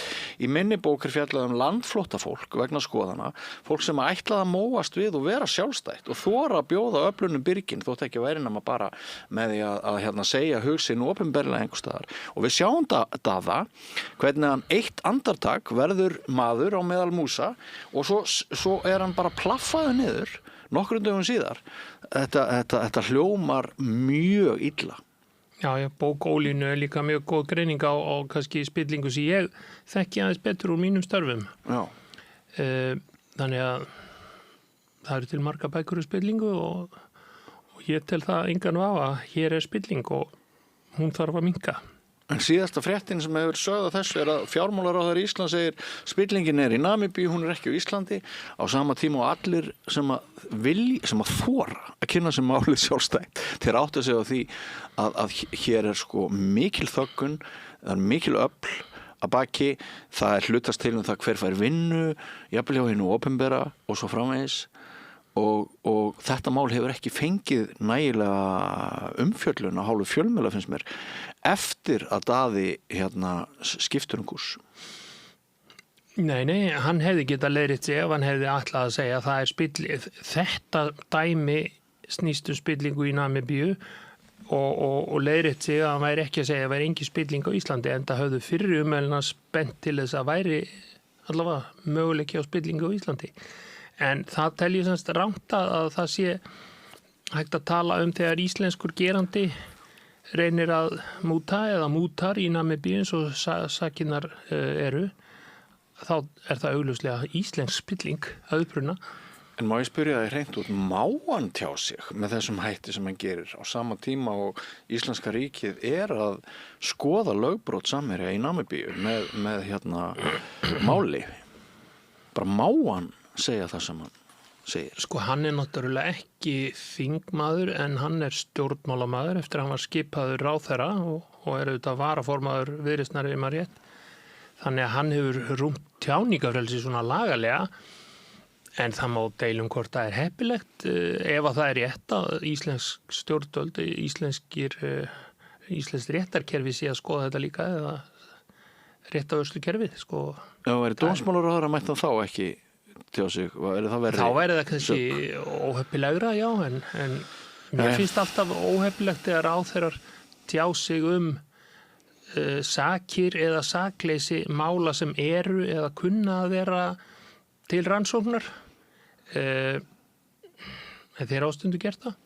Ég ætla að halda þið fram að hún hafi verið sagt að segja þetta. Ég er búin að bjóða honum í samtal hér við rauðaborðið. Ég vona að þykja það. Ég vona að ég geti spurt hann beint þeirra spurningar. En mér finnst við þurfa að fá að vita meira. En takk fyrir þetta. Við ætlum að fara þá kannski úr þessum umdeildu ummælum yfir í önnur, svolítið umdeild ummæli. Hún er nú ofta á milli talana hjá þjóðin. Hún Inga Sæland, blessuð, formaður Flokks fólksins, annar ráðherra sem er svona óvenjulegu, getur við sagt. Og það eru margir vina minna reiðir yfir því að hún hafi verið að bera blaka á einhverju tónlistamanni sem að henni finnst að hafa verið farið illa með og hefur verið svona vakið upp umræðar þöggun, skautun, útilokun. Ég er að tala um poppara sem að ég þarf ekkert að nafngreina. En þarna komum við aftur að þeirri spurningu hvort sko þetta frelsi ráðherra til þess að tjá sig, ríkt tjáningafrelsi segir þau, er samt kannski ekki sumt sem ættu bara að láta í friði alla jafna. Jú, sko, lögfræðingar eru kannski ekki bestir til þess að svara þessu, eins að þeir meta bara hvað er innan ramma lagana eða ómerkingarhæft eða skaðabótaskylt eða refsivert að segja og þá nærtæk nálgun að þetta sé innan ramma lagana en svo geta menn kannski haft þá stjórnmálafræðilegu eða pólitísku skoðun að það sé óhuppilegt að ráðherra tjáu sig svona. Fyrir nokkrum árum var nú dómsmálaráðherra hér sem fekk pínulítið bátt fyrir einhverjar yfirlýsingar í auglýsingum að hún tryði fórnarlömbum þolendum kynferðisofbeldis og það var eitthvað verið að skensa Áslaugu hvað heitir hún? Áslaugu Arna Sigurbjörnsdóttir þegar hún var dómsmálaráðherra að tjá sig svona af því þá væri hún að dæma fyrirfram að allir þolendur eða meintir þolendur hefðu rétt fyrir sér það náttúrulega ekki alltaf þannig en Inga Sæland sagði þetta í broadcast-þætti sem að birt var brotúr hjá Frosta Logasyni og hann náttúrulega var að spurja þetta og var mjög skilningsríkur yfir þessari afstöðu hennar að því að hann hafði nú sjálfur lent í einhverju svona umtali áður og hann misti vinnuna hjá Stöð 2 út af þessu, út af einhverju svona máli en Inga segir þú þekkir þetta hvernig þessi slaufunamenning og hvernig þessi dómstól götunar og þessi viðbjóður getur farið með fólk er það þín skoðun þegar þú horfir aftur að við höfum á einhverjum tímapunkti gengið langt í að hengja fólk án dómstólaga? Já, það eru alveg dæmi það en ég veit ekki hvort að þetta er dæmi það en það geta allir séð sig í því og margir gætu lent í því að vera bornir röngum sökum en mér finnst kannski kjarni málsins vera að þegar réttarvörslukerfið, formlega lagakerfið hefur ekki staðið sér nógu vel í að fylgja eftir kærum og reyna að ná saksókn og réttlæti þá líklega en ella að einhvern óformlegt kerfi taki við eins og það sem stundum við kalla dómstól götunar og Íslenska ríki var jú sagt brotlegt í nýlegu máli sem við fjölluðum hérna í held í vetur það sem að ekki var aðhafst nóg eða nógu snemma eða tímalega í málum sem vörðuðu kynferðisofbeldi eða meinti kynferðisofbeldi og þannig að það má segja að þessi komin dómur ég man ekki hvort eru fleiri þar sem að frá Mannréttindadómstól Evrópu, það sem að segir að Ísland hafi ekki staðið sér nógu vel í þessu og þá kannski skiljanlegra en ella að það sem Inga Sæland kallar dómstól götunar leyfi sér að taka við. En hún fór nú ekki alveg rétt með, hún var nú eitthvað að vitna í 1. grein hegningarlaganna en þar ekkit fjallað þessa reglu að saklaus maður teljist maður teljist saklaus uns sekt hans sönnuð. Það í stjórnarskránni núna og svona í að því lögum meðferð sakamála en Inga Sæland auðvitað með BA-gráðu í lögfræðin, hún ekki með mastersprófi eða kandidatsprófi í lögfræði. Nú hún bara með BA-gráðu í lögfræði? Já. Þannig að hún og fór náttúrulega inn á þing leið hún kláraði þetta held ég. Þannig að hún hefur ekki praktísera lög en þannig að mér fannst hún ekki fara alveg rétt með en svo hún bara stóryrt og karismatísk eins og við töluðum hérna í hvað kallaði það þríekinu hérna síðast reyndir boltar, reynsluboltar og með það að tala framgöngu hennar hún á enga sinn líka hún Inga en ég svona veltaði fyrir mig hvort mér finnst tíminn sem við lifum núna árið 2026, þetta vor 2026 hvort mér finnst hann einhverju leyti frábrugðin því þegar hljóms MeToo-bylgjan reisum hæst, ég átti mig ekki alveg á því en ég held samt að fólk stígi aðeins varlegar til jarðar þessa dagana í því að níða mannorðið hvert af öðru á opinberu vettvangi heldur var fyrir nokkrum árum. Það mín tilfinning.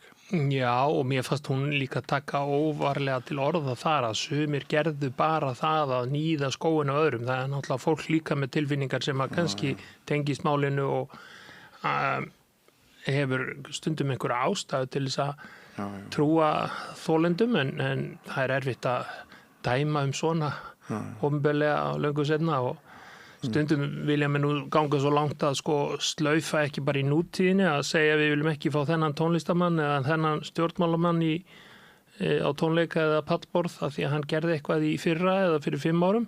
En stundum vilja menn líka sko gera þetta afturvirkt og hætta að horfa á myndir eftir fræga kvikmyndaleikstjóra eða einhverja sem að hafa gert eitthvað af sér í fortíðinni. Þannig að slaufunin svolítið virk og auðvitað getur hún haft þau góðu áhrif að menn passi sig að gera ekki ranga hluti en þetta getur líka gengið og langt gerir ráð fyrir. Já. Heyrðu Gísli, svo þetta bara þetta hræðilega mál þarna á hótelinu, Edition. Nú Ríkisútvarpið hefur gert vel með því að svona kortleggja þá sögu og maður eiginlega bara sko, manni finnst alveg stórmerkilegt að það væri að gerast bara í einhverju fylki Bandaríkjanna en að þetta hafi gerst bara hérna ég labba nú alltaf hérna framhjá reglulega sko hvað getur við dreigð einhverja línu eða ég veit ekki á hvaða nótum við ættum ekki að rætt þetta en hvað finnst þér áhugaverðast? Það er allavega auðveldur að ræða þetta núna eftir að þetta hlaðvarp kom út held ég í gær og ég hlustaði á það þar var góð greinagerð fyrir því sem maður vissi og líka ýmislegt sem maður vissi ekki en RÚV hefur einmitt, eins og ég hef nefnt hér áður staðið sér mjög vel í að sko, bæði koma upp spillingu og fjallu spillingu og brot í fortíðinni sem við höfum talað og líka svona glæpamál sem eru yfirstandandi eða ekki komin nema eitthvað áleiðis í kerfinu. Já, Þóra Tómasdóttir, Ingi Freyr, Helgi Seljan, svo sem hættur og farin inn einhvern ráðunæti, hvað heitir hann hérna? Freyr Gía, Gunnarsson, alveg sammálaðir, margir öflugir hérna. Já, þannig að mér finnst RÚV gera vel að gera þetta og gera þetta vel, en þetta mál þetta kannski lítið lagalega að segja, en það kannski þó við höfum hlustað á fréttir og hlaðvarp þá ekki margt komið fram af því sem á eftir að koma fram fyrir dómi. En þó það að handhafi ákæruvalds treysti sér ekki til þess að ákæra konuna fyrir aðkomu að andláti manns síns. Heldur að hann hafi sjálfur verið valdur á dauða sínum eða ekki sé hægt að sanna því gagnstæða. En hún gerð í ákæru með ábyrgs skilt mér fyrir dauða dóttur sinnar. Manst þú eftir mörgum íslenskum sakamálum í áranar ástar sem feigð kallar að forráðamönnum og fólk kemst að þeirra niðurstöðu að það sé best að drepa börnin líka? Nei, ég man ekki eftir neinu svoleiðis máli. En það hegningalega ákvæði eins og lögmaðurinn kom inn á og ég nefndi hérna síðast þegar við fjölluðum þetta sem að talar það að það mun vægari refsing að drepa mann að beiðni hans en þá reynir auðvitað á sönnunargögnin bað þessi dóttir það hægt að sanna það þó að konan segi að þau hafi ákveðið þetta sem fjölskylda eitthvað fjölda sjálfsmorð þannig að þetta náttúrulega bara sorglegt mál og ég veit ekki hvort það þetta fjalla mikið lagalega það núna. Nei, maður fyrst og fremst bara alveg ótrúlega sleginn og sko þetta svona á mörgum það sem maður getur ímyndað sér ég held að sé það sem að Já, þetta stundum sagt að þetta myndi ekki vera tekið gilt af ritstjóra ef maður vera að semja skáldsögu á þessum nótum sko, þannig að þetta mjög sérstakt og áhugavert fyrir eins og mig sem mikið í erðamálum að erðamál virðast hafa verið svona trigger í þessu deilur mikla fjármuni samkvæmt þessu hlaðvarpi. Já. Það á öðrum stað í kvöld sem að spila viðtal við mikla baráttukonu í umhverfisvernd og hún segir bara follow the money, það á alltaf ennþá við. Þar verður ógjafan til ef fólk leggur og mikla áherslu á. Já, var það ekki mantra sem var uppgötað í Watergate-málinu? Jú. Follow the money, það oft góð leiðbeining. Já. En svo erum við í miðri ESB umræðu sem kaffærir að mínum að til sveitarstjórnarkosningarnar, töluvert. Ertu sammála því? Já, mér fannst þetta pínu óhefnilegt að þetta kæmi fram núna. Ég hefði kannski talið haustið heppilegra í að taka þessa umræðu og halda sér þá við tímasetninguna að þjóðaratkvæðagreiðsla færi fram 2027 á næsta ári, en nú á hún að fara fram í haust og ég hefði aldrei að veri heppilegt eins og ýmsir hafa bent á að hafa það aðeins seinna heldur í lok ágúst. Svona að því að kerfið þarf að sinna ýmsu fyrir svona atkvæðagreiðslu.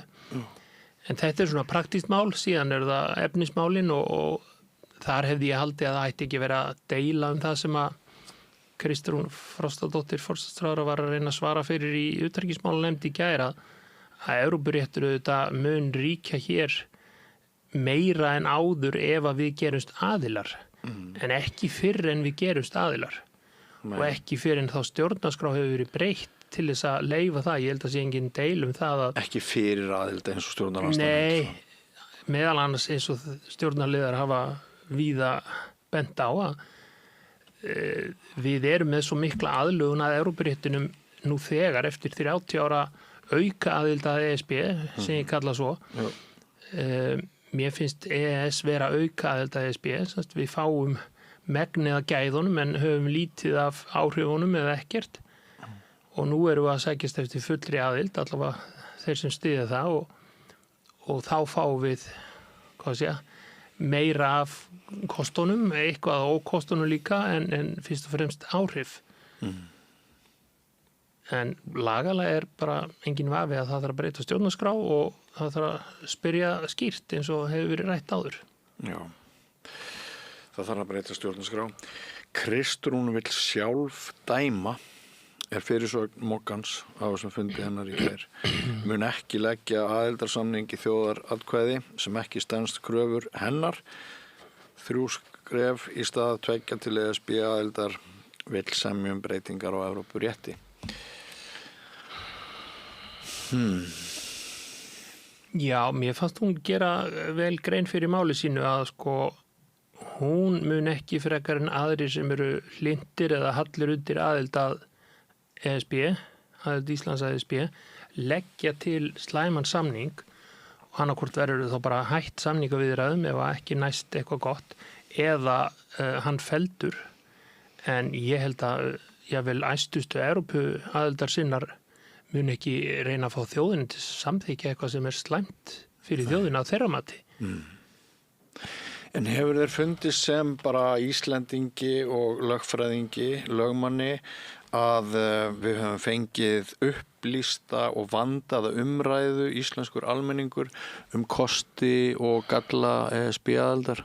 Ekki ennþá, enda þetta bara á frumstigum.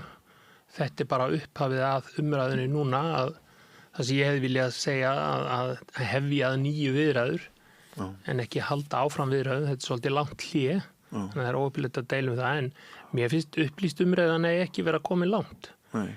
En ég stúderaði þetta mjög vel þegar fyrri umsóknin eða upphaflega umsóknin fór á stað 2009 og þannig að ég held ég ágætlega upplýstur þó að eitthvað hefur nú breyst síðan og ég nokkuð sannfærður að við náum góðum samningi af því að það engin ráðandi aðili í Evrópu sem vill knesetja þessa litlu þjóð frekar en einhverja aðra aðildarþjóð.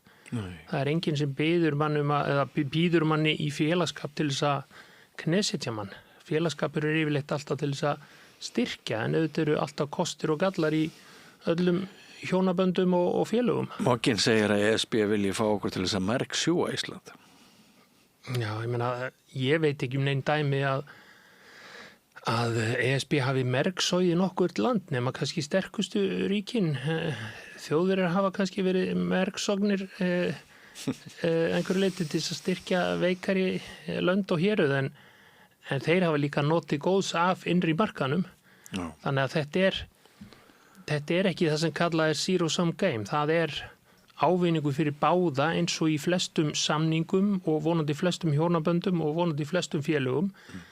Ef maður gengur í KR þá verður maður að mæta á fundi og borga félagsgjald og gera eitthvað en þá hefur maður líka áhrif og félagskap og það svona í flestum samböndum held ég. Já.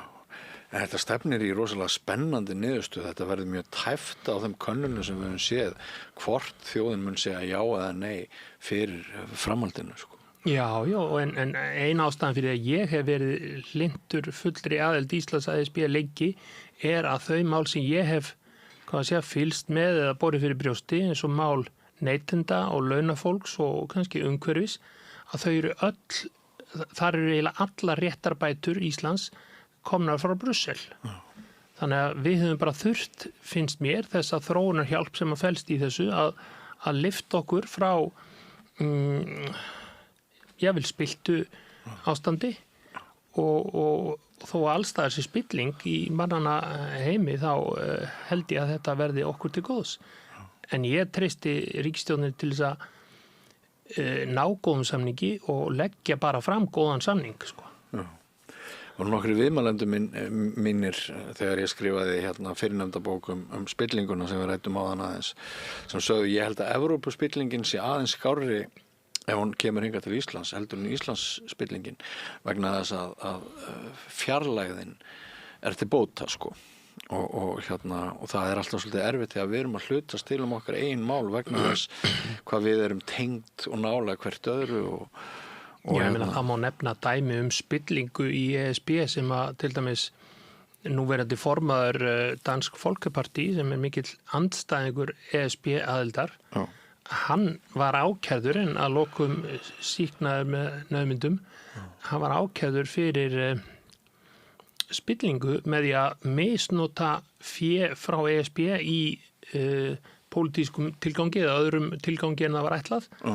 Þannig að það er ekki alltaf bara einhverjir Evrópu sinnar sem eru þá sekir spillingur en spilling verður alltaf það sem að völd og fjármagn safnast og ef að gegnsæi er lítið og aðhald checks and balances of lítið. Já, einmitt.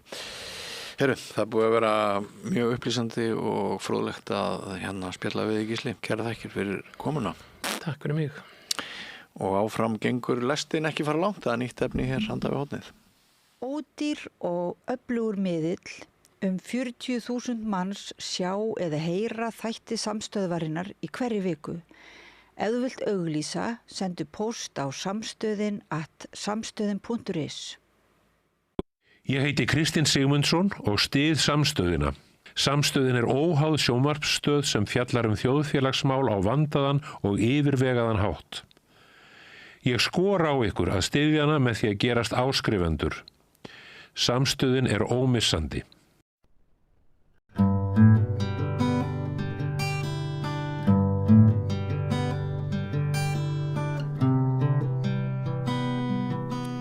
Gunnar Dan hefur verið ábyrrandi undanfarið í umræðinu óútskýrð fyrirbæri og geimverur.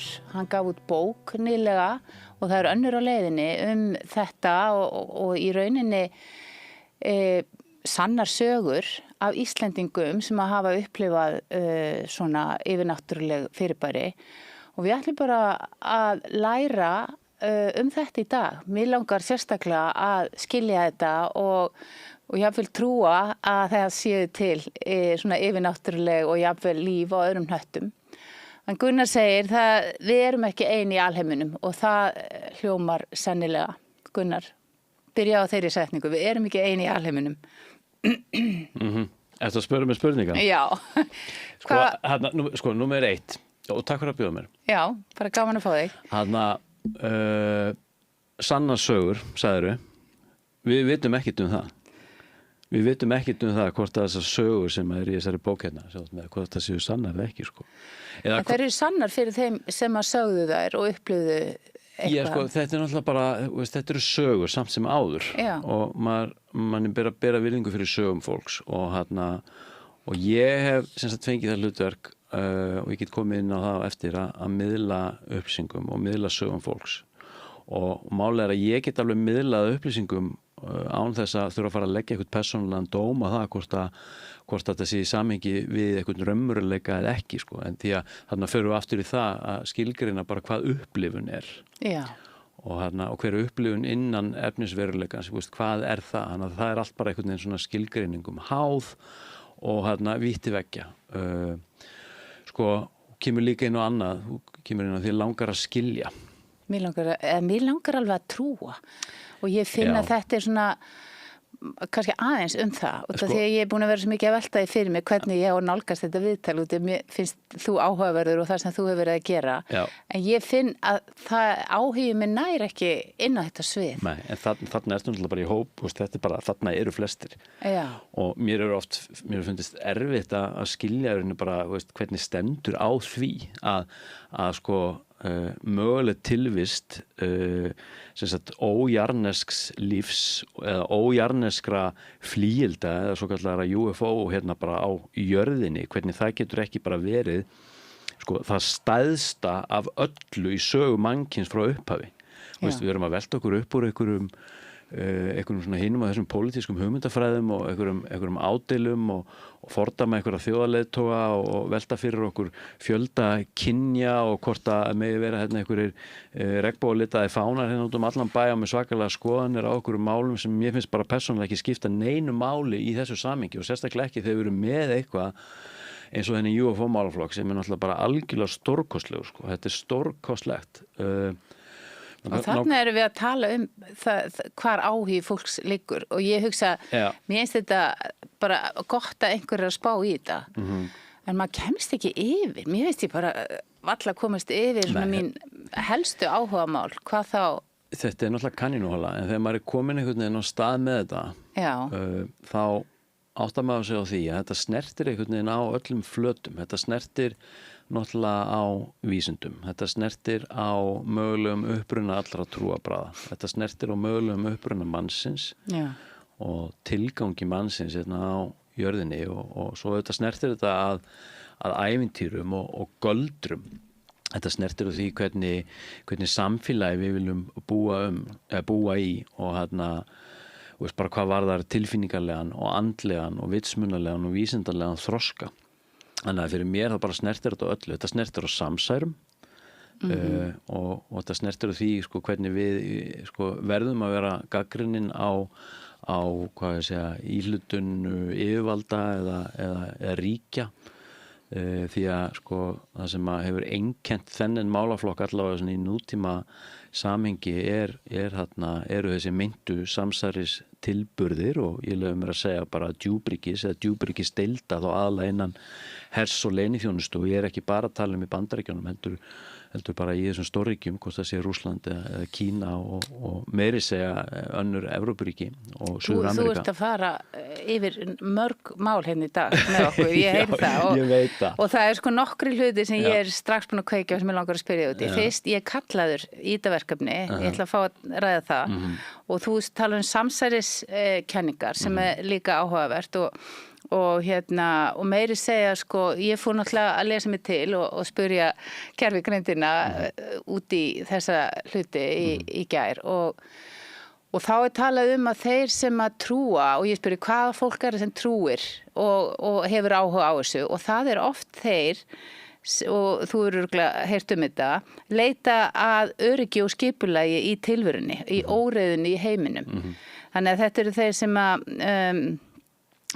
eru sko, þetta eru ákveðnar týpur sem að eru spenntar fyrir þessu og leita þessara leiða til þess að finna sér. Ertu að vísa þá bara í týpur sem hneigjast til samsæriskenning almennt? Já, eða ég var nú að vísa í þessa þennan málaflokk. Já, þessi málaflokkur, hvort það geti verið að þetta sé líka bara ákveðnir svona leit að öryggi og einhverju lógík í alheiminum sem er ruglingslegur.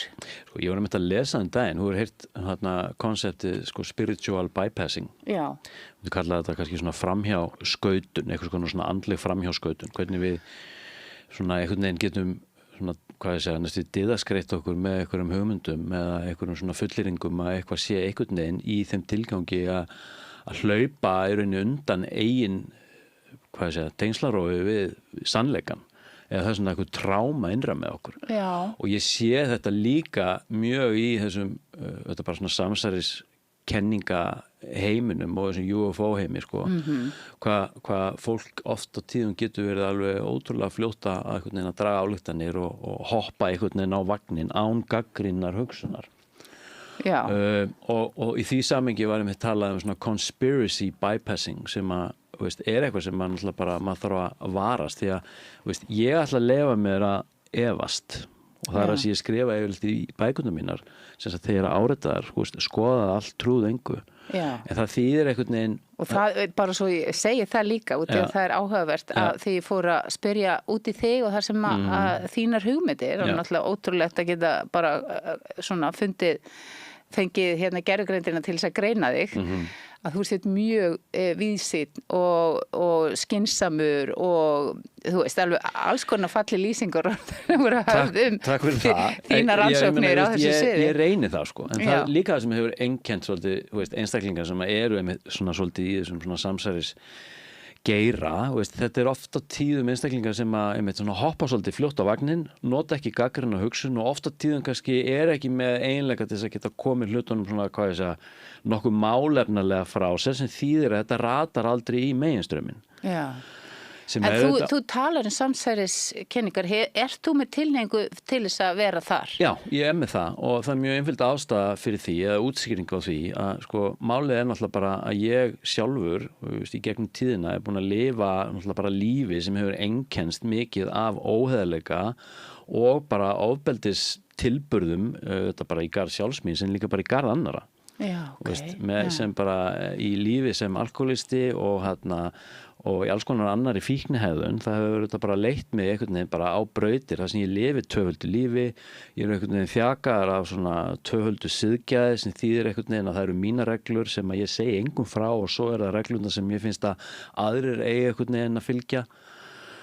Ég hef brotið á fólki ekki líkanlega kannski en ég hef sýnt af mér þetta bara andlegt ofbeldi, tilfinningarlegt, félagslegt, fjárhaldslegt ofbeldi bara gagnvart mínu fólki sem stendur mér næst sem og bara fólk, bara mínu meðbræður og systur almennt og þegar ég einhvern veginn fyrir að taka til í mínu lífi. Þú ert rosa grimmur við þig. Nei, þetta er alls ekki grimmt, ég horfa á þetta bara raunsætt en það sem gerist fyrir mig fyrir svona cirka 10 árum síðan að ég fer í algjört burnout, enda í taugafalli og stöða náttúrulega bara neyslu þetta alkóhóli og öðrum efnum, bæði löglegum og ólöglegum samkvæmt þeim skilgreiningum. Tengir þennan óheðarleika og þetta svona ofbeldi sem þú ert að tala að þú hafi beitt fólk, þitt nánasta fólk aðalega þá. Já. Tengjur það við neyslu? Já, auðvitað einhverjum hluta. Ég meina neyslan er náttúrulega, sem við tala neysluna sem ákveðin einkenni af einhverju svona ástandi og það er oft talað alkoholisma sem sjúkdóm og svo er auðvitað þetta rökkraða það hvort það sé sjúkdómur eða eitthvað konar ástand. Ég vil meira kalla þetta eitthvað konar svona tengslaró við eitthvað sem er náttúrulegt eða náttúruna og auðvitað bara eitthvað guðlegt eðli sem býr innra með okkur sem er af einhverju sem er okkur náttúrulegt sem er náttúrulega bara líka sprottið af kannski tengslarofi við fólkið okkar og svo framvegis þannig að ég er á bara einhverjum flótta í örvæntingu að leita að Guði. Hvenær byrjar þetta? Bara ef við förum aðeins yfir þína sögu stuttlega, þá ert þú frægur tónlistamaður, ert í hljómsveit og ert að gera ert ekki hefur aldrei verið í tónlist? Ok, þarna var gervigreind að gappa mig. Nei, ég er ekki tónlistamaður. Þú hefur verið í hljómsveitina Ensími. Nei, það er grín. Ok, gott að ég kom þess að. Hörðu, það er ekki treystu öllu sem gervigreindin segir. Ég er bara húsgangsmiður eins og ég sagði við hann sem búin að vinna við það í 25 ár og samhliða því var ég bara í mikilli neyslu og vitleys og bulli kem frá svona semi-brotnu heimili það sem bara ákveði tengslarof bara í garð minna foreldra á sér stað sem bara fer með mig í rauninni bara eitthvað út í horn og svo er ég bara orðinn fullorðinn maður þess að ég er bara eitthvað ennþá óþroskaður einhvern veginn alveg sjúklega óttaslegin og þjakaður og háður áfengi og öðrum efnum sem bara leiði mig í taugafall sem verður til þess að ég verð fyrir uppljómun og í þessari uppljómun þá sé ég bara hver ég er búin að vera og hvernig ég er búin að beita fólk ofbeldi og þegar að ég er komin í virka samkennd Má ég aðeins taldra við þetta, þú ert að segja uppljómun og þú ert að lýsa, bara hægjum aðeins á, lýstu þessu, hvað gerist? Í uppljómun? Já, taugaáfall og uppljómun. Já, taugaáfall bara lýsir sig þannig að það er ákveðin ofhleðsla efnis sem á sér stað í vitundin á mér, sem þýðir að ég er búin að hlaða hugmynd ofan á hugmynd, áratug eftir áratug, sem er yfirleitt sem sagt bara ég er bara keyrið áfram á 8 sjálfsblekkingar hugmyndir sem að þú hefur byggt sjálfsmyndin og hugmyndir á? Allt vitleysa og allt falskt og ég er búin að byggja þetta upp og ég er búin að hlaða en öfuga píramída í marga áratugi sem er inni bara verið til þess að dag einn og það er basically 17. júní 2016, þá hrynur allt í grunna. Og það myndast bara eitthvað glufa fyrir eitthvað ljós sem verður til þess að ég fæ hérna bara, ég er einhvern veginn komin á stað þar sem að dauði er ekkit endilega slæm hugmynd og einhvern veginn eina hálmstráið einhvern veginn. Ertu að hugsa sjálfsmorð þá, jafnvel? Sko, það sem ég ætla að segja næst er það kannski það eina sem kom í veg fyrir og ég einhvern veginn fór eitthvað í þá átt var náttúrulega bara ég var barnið mitt og kona mín sko. Og það er bara eitthvað sem ég hélt í eitthvað dauðahald sko.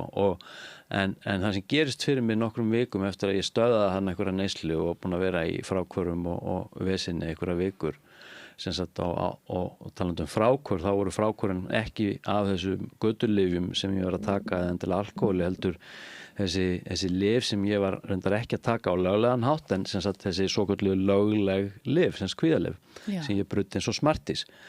Hræðileg frákvör á því en það sem gerist er að ég er dregin inn í bara sterka, gagngerða andlega reynslu, það sem ég tekin úr líkamannum og það er svolítið erfitt að koma kannski orðum að því en í einhvern x tíma þá er ég baðaður í öllu ljósi heimsins ekki sem sagt vitundin ekki í líkamannum og þannig er ég ekki undir áhrifum á neinum hugveikandi efnum eða neinu heldur bara vetrú. Já. Við hvaða aðstæður er þetta? Þetta eru aðstæður sko sem ég var þarna bara í það mikilli uppgjöf að ég var hættur að reyna. Já, það er uppgjöfin oft sem opnar þessa vit sko. Já, og þá er ég bara rifin út og mér er sýnt að það er eitthvað guðlegu veruleiki. Það er eitthvað andlegt, það er eitthvað galdrar og þú svo sagðir hérna í byrjun til langar að skilja og ég bara áttaði mig á því að ég með sko mínu hugviti sama hversu mikið vitsmjölulegu bolmagni ég bý yfir þá mun ég aldrei geta skilið þenni veruleika né rammaðan inn með hugmyndum, það er ekki hægt. Já, ég skilji. Og mér er einhvern veginn kastað tilbaka með einhverja vissu að þetta verður í lagi og mér er kastað tilbaka vitandi að ég má leika mér og ég má leita en þó einhvern veginn á þess að gera kröfu að ég finni nokkuð skapaðan hlut. Já. Heldur snýst þetta bara einhvern veginn sem sagt bara vegferðina. Hver er að gefa þér skilaboð þarna? Eins og ég segi, ég veit það ekki. En það koma svona skilaboð upplifun af því að þú ert svona blessaður eða þetta er í Ég upplifaði þannig að mér hafi bara, ég hef bara orðið fyrir hann einhverju náðun. Mér hef bara verið náðaður og snertur og síðan þá auðvitað, er ég náttúrulega búin að vera edrú sem er náttúrulega bara, sem er bara svona eins og aukaverkun af því að komast í tengsl við Guð. Vá, og þú talaðir áðan tengslar og frá sjálfum þér og fjölskyldunniðinni og þarna kemst ég í tengsl. Þarna kemst ég í eitthvað svona raunveruleika tengsl sem að hefur gert mig hæfan til þess að hefja þetta leiðréttingaferli. Og þá kannski, bara svona út af því að ég er forvitin, ertu að tala kannski að þú finnir sálina þína? Svo oft erfið svona orð. Já, kjarnan þinn eða sjálfan þig eða þú veist, út af því að ég kemst allavega í tengingu þú búin að segja að þú hafi verið að raða upp alls konar hugmyndum og pörtum og einhverju fyrir fram að þig og svo ertu þarna komin eitthvað nær. Ég fer allavega inn á eitthvað svið sem hefur með eilífið að gera og er handan tíma og rúms. Slum orðað þannig. Hvort sem við getum skýrt þetta sem sál eða hvort sem við getum skýrt þetta sem kundalíni vakningu eða mér er oft illa við svona merki með það en þetta var allavega reynsla og ef ég ætla að lýsa reynslunni sem slíkri, þetta er mjög frikað þegar ég byrja að missa máttin í líkamannum tilfinninguna fyrir líkamannum þess að ég fer að missa andadráttin minn það er allt þetta sem gerist ég nánast hætti að anda og svo upplifi ég sem áhorandi eða observer eða vitund að ég dregin upp eftir þræði sem að komi fyrir sjónir eins og hann væri úr amber. Veist hvað amber er? Þetta raf, þetta basically bara steingerð trjákvoða. Hún svona gylt, hún gullituð og nánast gegnsæm. Ég dregin upp eftir þessum þræði og svo ríða yfir mig svona svo öldur af ljósi upp líkamann minn og ég missi algjör tengsl við líkamann og svo á sér stað sprenging af ljósi. Það sem ég segja bara, ég get eiginlega ekki útskýrt þetta öðruvísi en ég var baðaður í öllu ljósi heimsins. Wow. Og þetta ekkert ólíkt því sem ég heyri þegar fólki til dæmis að fara inn í God Molecule eða DMT5-MeO sem náttúrulega bara eitt af sterkasta, örugglega það sterkasta hugaukandi efni sem er notað í dag og það sem að fólk fer inn í þetta allt ljós heimsins. En þetta er líka líkt því sem fólk upplifir þegar það verður fyrir svona kundalínivöknun. Já, algjörlega og eflaust eru að tala sama fyrirbæri. Mér er bara illa við að setja á þetta nafn. Því ég er líka búin að komast að því að orðin ljúga og það er mjög auðvelt fyrir mig að dygðaskreita mig með orðum. Já. Og ég reynda... Við erum samt, það þarf þessi orð. Já, en á sama tíma er það nauðsynlega. En eins og til dæmis Krishnamurti segir eitthvað tímann, hann segir þú ert að koma þessu frá þér í eins fáum orðum og mögulegt er. Því orðin ljúga. Þannig að þetta er ótrúlega fín lína sem við þurfum að fara. En samt upplifi ég svo oft í svona samtali með því að svona spyrja og spekla þá kemst maður nær einhverjum sannleika. Það er eitthvað þroski sem á sér stað. Já, og orðin, það verður skýrar og skýrara. Já. Það sem maður er að reyna Þau eru nauðsynlega. Er að reyna að tjá. Já. Og ég fæ oft svona þegar einhver hlustar svona vel á mig og ég kemst alveg í sannleikan, þá fæ ég svona eins og kökk, þá bara finn ég að ég dett inn í einhvern sannleika innra með mér. Já. Þannig að það eru á endanum orð sem að hjálpa mér þangað og hlustun. Já. Og það gagnast þér í dag. Já. En ekki á morgun. Já, er samt alltaf því meira... Þess vegna þurfum við að halda áfram og þetta er bara þessi leit og einmitt, en það sem að, þetta er fyrir 10 árum síðan, tæpum, og síðan er ég búin að vera að grafa mig bara áfram og ég náttúrulega bara byrjaði því að þurfa einhvern veginn að fara að afgreiða þessar stíplur í mínum einu orkustöðum sem snéru að hvötum og löngunum, sem snéru að óheðleika í samböndum við annað fólk, þannig að það gerðist mikið hratt og örugglega. En ég þurfti samt sem að fara inn í eitthvað svona ferli sem snýri að svona leiðréttingu og svona endurforritun bara á mér sem manneskja. Og svo gerist það bara eftir eitthvað svona 3-4 ár að ég áttaði mig á því að þú mátt bara líka leika þér. Og þú mátt bara grafa án þess að það sé einhvern veginn bara tengt því að þú ert endalaust eitthvað að garfa í sjálfveður og reyna að komast að því hver þú ert. Já. Því það er líka svo sjúklega þreytandi. Já. Þú segir að þú hafir einhvern veginn fundið og kannski gefið þér aðeins frí frá þessari eilífu sjálfsvinnu. Algjörlega, ég kom mér svo mikið upp í kokaði. Hvað var þetta langt tímabil? Þú veist, talar fyrir 10 árum?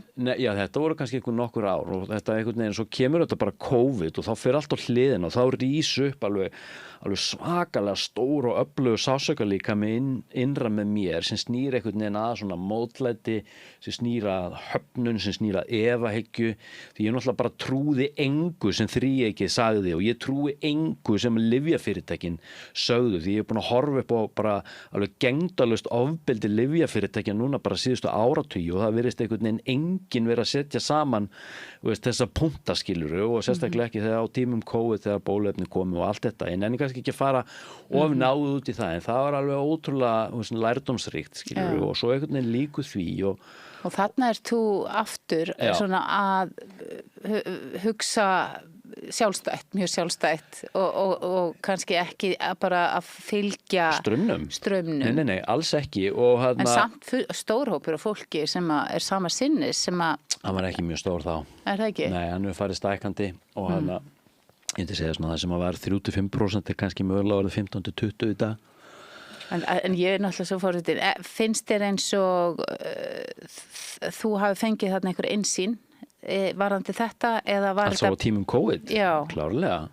algjörlega og hann einsýn í það bara í rauninu bara hver við erum sko, sem samfélag og hver við erum í tengslum við svona, hvað ég segja, stökkbreytta kapitalíska djúbríkis elítu skilur sem að við einhvern veginn bara sem að eiga fyrirtækin, eiga allan iðnaðinn sem snýr að vopna á varnarmálum, snýr á matvæla iðnaði, það snýr á þetta hefur snúið á tóbaksiðnaði til að byrja með orku iðnaði, og stríðstóla iðnaði og svo lyfjaiðnaði og fyrir vikið líka fréttastöðar með aðgengin í allar opinbera stofnanir, hvort sé þessi heilbrigðisstofnanir og tryggingafélög og banka og svo framvegis. Okkur bara algjörlega stýrt og ég sé þetta, þótt ég fari ekki kannski alveg á dýftina með þetta eins og sumir og bara sumir sem bara einfallega þeir bara kortleggja þetta. Skilju, ég svona einstaklingur, ég veit lítið ógeðslega margt. En ég sé þetta bara mjög skýrt og það er kannski það sem ég reyna að koma orðum að en það er svona grunnafstaða í þessu öllu sem þú ert að segja það sem þú svona efast kerfið og þessa og þú sér missettið og sér ég hef fengið að efast kerfið í sjálfum mér og það er það sem ég reyna að koma orðum að ef ég kom inn í virka samkennd og ég búin að sjá ofbeldi sem ég sjálfur og samsæris tilburina sem ég sjálfur hef sýnt að mér af hverju ætti það fyrirgjöðu einhvern veginn að vera öðruvísi með aðra einstaklinga? Þetta er reynda mjög áhugavert. Skilurðu, eða bara hópa af einstaklingum sem einhvern veginn rammaðir inn í einhvers konar hugmyndafræði, hvort þessi pólitísk hugmyndafræði eða einhvers konar fyrirtæki eða stofnanir. Skilurðu, því maðurinn, við erum svo ótrúlega breyskir og við erum svo óttaslegnir og ótti elur á sig græðgi og samkennd, ef hún nær 360 gráður, þá erum við ekki að hafa okkur svona. En ef við erum í skilyrtri samkennd, þá erum við tilbúin til þess að hugsa hagsmun einhvers afmarkaðs hóps, sem getur verið þessi 1% ofur stökkbreytta kapitalíska elita, en okkur drull restina og hana þrælaveðu við bara. Og þú segir, og þetta kemur aftur og aftur upp hérna í samtölu, segja að það er einhver ótti sem stýrir þessu, það og þetta mannlega eðli sem er sko svona einstaklingshyggju einstaklingshyggja, en á sama tíma og árangurstrífið. En svo sé ég nákvæmlega sama gerast í svona svokölluðu svona pólitísku sósíalísku samhengi, algjörlega. Ég meina, eitthvað svona sósíalíska sveiflur geta algjörlega alið og sanuðu syngta elur af sig bara fasisma, alveg eins og hægri sveiflan gerir. Ég er rauninni bara komin handan allra hugmyndafræði eða allrar innrömmunar hvernig í rauninni samfélag á að vera uppbyggt og það er þessi setning sem kemur til mín, einhvern veginn dagurinn sem að maðurinn er tilbúin fyrir raunverulegt lýðræði. Það er dagurinn sem við þurfum ekki einu svona á því að halda því við erum komin í óskilyrta samkennd og við erum komin í uppljómun og þá þarft engin lög, þú þarft enga reglur því hver og einn einstaklingur er búin að átta sig á því að hann er ekki aðgreindur frá öðrum og mín velferð, hún er í algjöru samræmi við velferð heildarinnar. Þá erum við bara að ferðast hérna sem ljósvörðna sem við erum og við tökum tillit og við erum í heiðarleika því við þurfum ekkert að fela og það er engin græðgi því að við innst inni vitum við að við höfum nóg. Þetta er upplýst samfélag og þetta er það sem ég er æðisleg framtíðarsýn. Já, framtíðarsýn. Þetta er ekki bara sýn, þetta er framtíðarraunveruleiki og þetta er það sem býður okkar og ég veit það.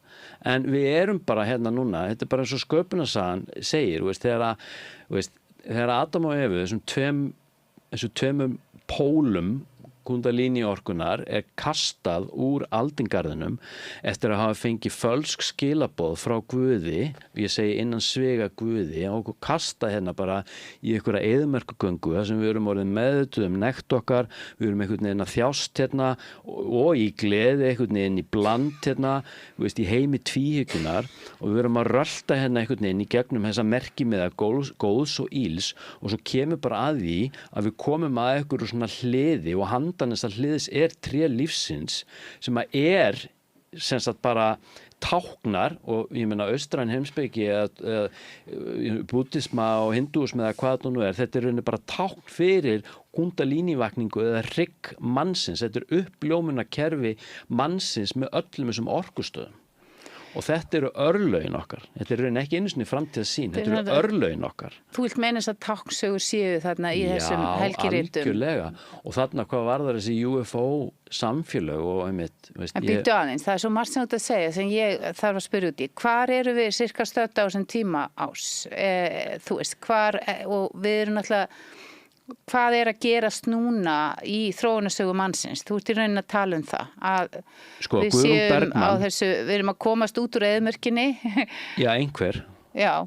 Sko, Guðrún Bergmann orðar þetta skemmtilega, hún sagði jörðin að klofna og það einmitt kafli í nýju bókinni hérna sem ég kemur út núna í lok sumars, UFO 202 sem að heimitt heitir, hann ber þetta heiti jörðin klofnar og það felur í sér að við erum að skiptast upp í tvær fylkingar. Það er hópurinn sem að velur sundrung, sásöka, pólitískar deilur og afstöðu með einhverjum á móti öðrum eða móti einhverju hugmyndafræði að móti annari og þetta fólki sem er í sásöka og kvöl, sama hversu réttlátum málstað það telur sér trúum að vera að berjast fyrir. Þetta fólki sem veikist og deyr í þjáningu. Og það ekki eitthvað einu sinni sorglegt, þetta bara það sem það er. En þetta samt svona ekki alveg kærleiksríkt. Þetta jú, í rauninni, því ég trúi því að bundin endapunktur mannsins, sama hvað þú velur hér og nú, er alltaf ljós. Spurningin er bara hversu brösótt þessi leið sálnana, hversu brösótta leið þurfum við að fara til þess að komast þangað. En svo ertu bara með sístækkandi hóp af fólki sem að komast inn í einhvers konar andlega vakningu og það þýðir ekki, ég að mæta í vinnun alla dag og borga skatta. Það þýðir ekki endilega að ég að fara í kjörklefan og kjósa eitthvað flokk í einhverju svona sýndalýðræðislega eða pólitískri nálgun og ég ekki að gera það.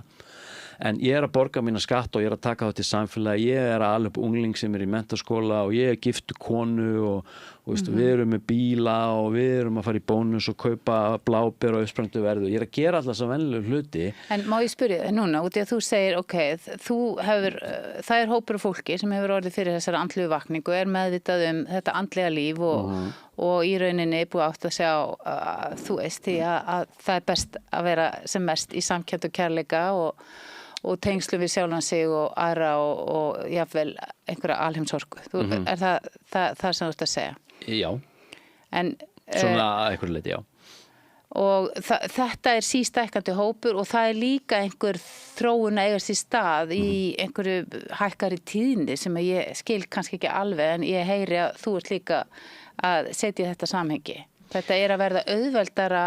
Já, það er það og veist, ég fer inn í annað tímabil sem sagt fyrir ári síðan sem sagt fljótlega eða sem sagt stuttu áður en að ég beðin að skrifa þessa bók UFO 101 og það er svona tímabil þar sem að ég að vakna sem sagt á næturnar með sem sagt bara svona milli í ástandi þar sem ég svona einhvern veginn á milli svefs og vöku ég fer að finna fyrir smellum hérna aftast í höfukúpun á mér sem sagt með henni ligg þarna sem sagt upp í rúmi og ég á okkur svona skrýtnum stað sem ég fer að fá tíminn svona hvað ég segja hugboð, ég mun sumundi kalla þetta eitthvað svona bara niðurhöl eða download en ég að fá bara svona tíminn hugmyndir og ég að fá tíminn bara svona já bara eitthvað svona upplýsingar og á sama tíma ég fer að setja þetta í samband við til dæmis eins og sólgos og ég fer að skoða hluti eins og Schumann resonans sem er hjartsláttur jarðar sem mældur í hersum og þá sé ég að hann bara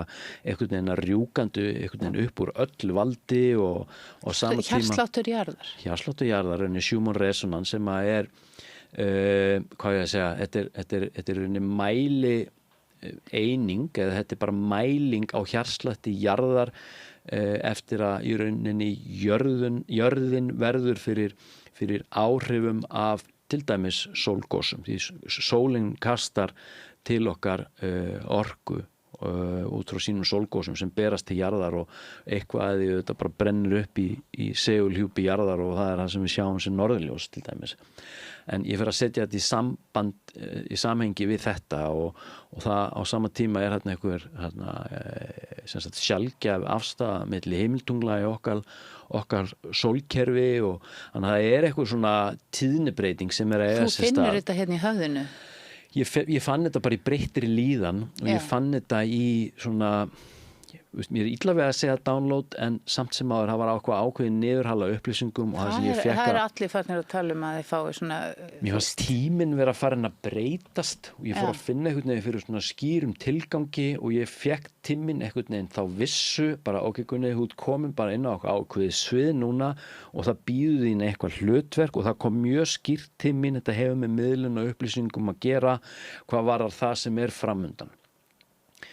2 mánuðum seinna þá hefur Tómas Hermansson samband við mig sem er sem sagt útgefandinn hjá Sögum bókaútgáfu og hann biður mig að skrifa þessa bók og hann sagði við mig, skrifaði bók geimverur, helst hugvakjandi efni líka og hafði hana bara nóg anskoti skrýtna og ég sagði bara frábært, ég akkurat maðurinn í þetta verkefni og fer semst í þetta með honum og þetta það sem búið að vera að halda mér upptöknu núna síðasta árið. Tengdist þetta sem þú varst að upplifa þarna, þessu þú veist, ég vil meina það og þú ert að tala hjartslátt jarðar og hækkaða tíðni þetta hluti af þessari heimsmynd þinni að við séum ekki ein og það séu geimverur og fljúgandi furðuhlutir? Ég vil meina það, já. Ég vil meina það að sólin búi yfir vitund og vitsmunum. Ég vil meina að sólkerfið og hvernig plánutum uppraðað í okkar sólkerfi og annara búi yfir skýrum ásetning og það rauninni forsendur fyrir hver einustu hreyfingu. Þannig að já, ég vil meina að þetta tengist. En svo auðvitað komum við einmitt að þessum UFO-málaflokk sem bara að verða skrýtnari og skrýtnari og skrýtnari bara eftir því sem að nánast bara dagarnir, vikurnar eða max mánuðinir líða.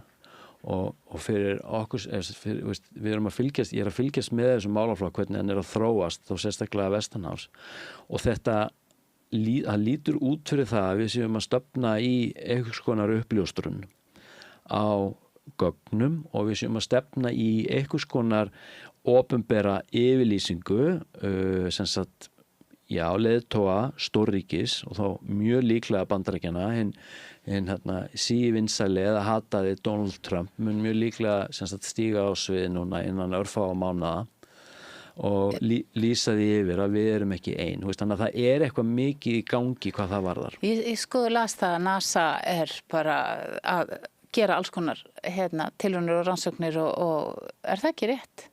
NASA ekki bara eiginlega með þér í liði? Nei, ég ekki svo rosalega mikið viss það sem hefur verið að gerast að vísindamenn innan NASA og þetta leyniþjónustu hafa verið að hverfa. Það það sem hefur búið að vera í gangi núna upp á síðkasti. Og eru það þeir sem hafa hugsanlega verið inn á þessari línu? Já, það lítur allt út til það. Hver gæti yfirlýsingin verið sem að Donald Trump líklegur að koma fram með á næstunni? Við erum ekki ein, við höfum ekki verið það lengi.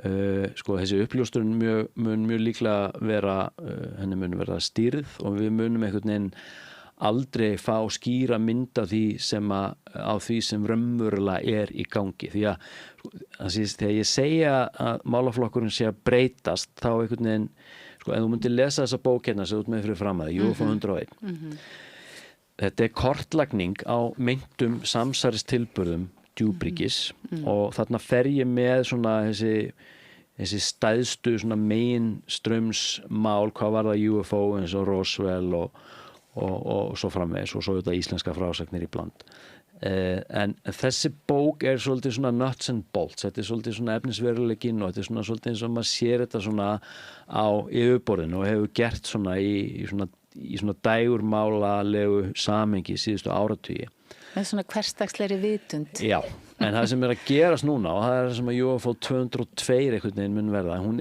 næsta bók. Já, ég var bara skilin í gær eða handriti inn í prófarkalestur. Þetta á andlegum toga. Þetta snýr að uppruna mannsins, þetta snýr að uppruna trúarbragða og þetta snýr í rauninni að þeirri spurningu, við erum að tala um ójarneska verur, hver kom á undan við eða þær? Og þegar maður farin að tala um interdimensional verur sem einhvern veginn geta ferðast handan tíma og rúms tekið á sig einhvers konar birtingamynd í efnislegu formi sem og ekki, þá höfum við í rauninni engan skilning eða í rauninni vitsmjörnlegt bolmagn bara til þess að reyna bara að ramma þetta inn. Það er bara ekki hægt.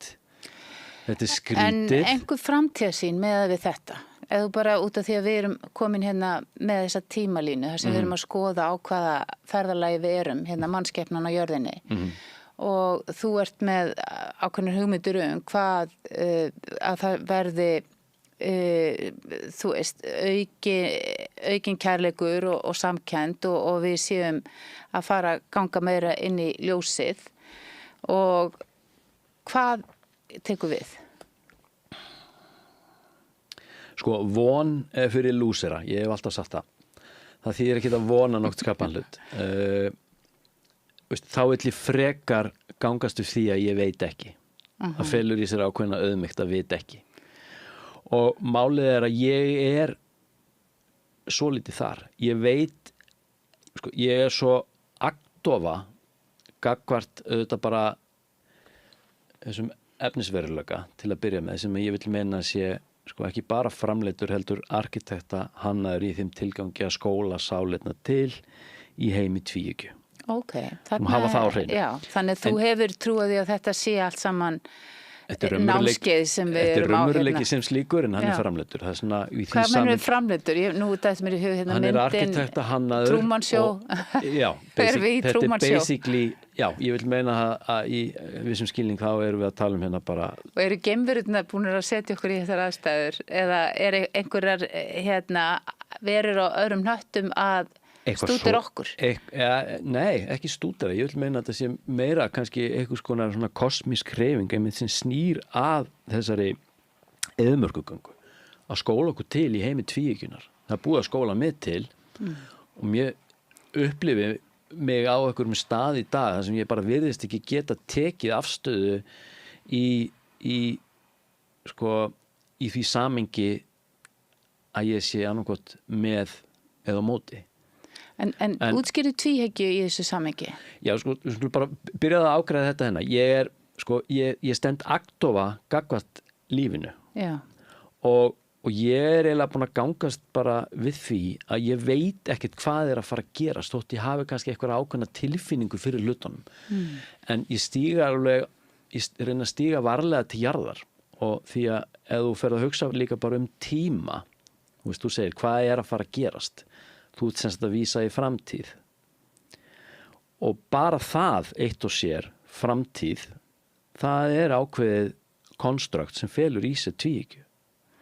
Það nöttu farin að hugsa tíma í línulegu samhengi, hvað var þar fortíð og framtíð. Og ég er bara einhvern veginn þegar ég segi... En tvíhyggja er það ekki líka þetta, ótti kærleikur... Jú. Þú heimfæri tvíhyggjuna inn á alla hluti ef þú vilt. Og tími er náttúrulega... Og það er eitthvað svona grunn hugmyndakerfi sem við byggjum allar okkar hugmyndir á. Þannig að þegar við segjum hérna hvað er að fara að gerast, þá er ég farin að hugsa í framtíð. Og ég veit, ég þekki það ekki. Nei. Og hérna... En hvað verður best? Hvað verður best? Já. Það er ekkert annað í boði en það sem gerist og það er best og ég hef fengið að vita það. Þú trúir að þetta sé allt á réttri leið? Það er allt út frá gefnum forsendum. Allt saman eins og á að vera. Og ég hef fengið, náttúrulega að fara varlega, stíga varlega til jarðar og tala undir rós, en ég hef fengið heimsókn það sem að mér var sagt að það er engin fæðing og engin dauði og það er engin sorg í þjáningu og öll stríð þessa heims er út frá gefnum forsendum og það er ekkert nema fegurð því efnisveruleikin er hverfull á meðan sálin er það ekki hún er eilífð og felur ekki í sig tvíhyggju heldur en 0 punktur það er bara 1 punktur það er engin tími. Það er þetta nú eða? Ég bara leið og sagði það þá erum við farin að ljúga það er ekki hægt að tala um þetta en ég að leitast eftir því að leika mér og ég að leitast eftir því að miðla upplýsingum sem að brjóta upp formið og vonandi fær fólk til þess að íhuga þann möguleika að sko kerfið sem búið til hérna af mönnum og hugmyndafræðin sem búin til af mönnum lygi og það eitthvað annað sem snýra að einhverjum guðlegum kjarna sem að býr innra með hverjum og einum og í raun eru við ekki aðgreind af neinu nema landamærum, tungumáli og ásýnd einmitt, og mismunandi líkamlegri ásýnd að í raun eru við öll bara einn og sami orkulíkaminn og sama hver þú ert þá eru grunnþarfirnar okkar alltaf þar sömu. Við erum að sækjast eftir ást, við erum að sækjast eftir húsnæðislegu og fæðuöryggi, við erum að sækjast eftir því að tryggja öryggi barnan okkar og við erum að sækjast eftir sköpun, við erum að sækjast eftir léttleika, við erum að sækjast í auðmýktina sem við fáum þegar við stöndum fram fyrir Guði sko algjörlega óháð trúarbrögðum eða hvort ég sé hvar ég staddur, hvað það varðar við erum öll að sækjast í það sama og það í rauninni bara frelsi, léttleiki, ást, kærleikur og tengsl þannig að það kannski bara það sem ég að vonast Lágmarka þjáningu Ég kannski ekki endilega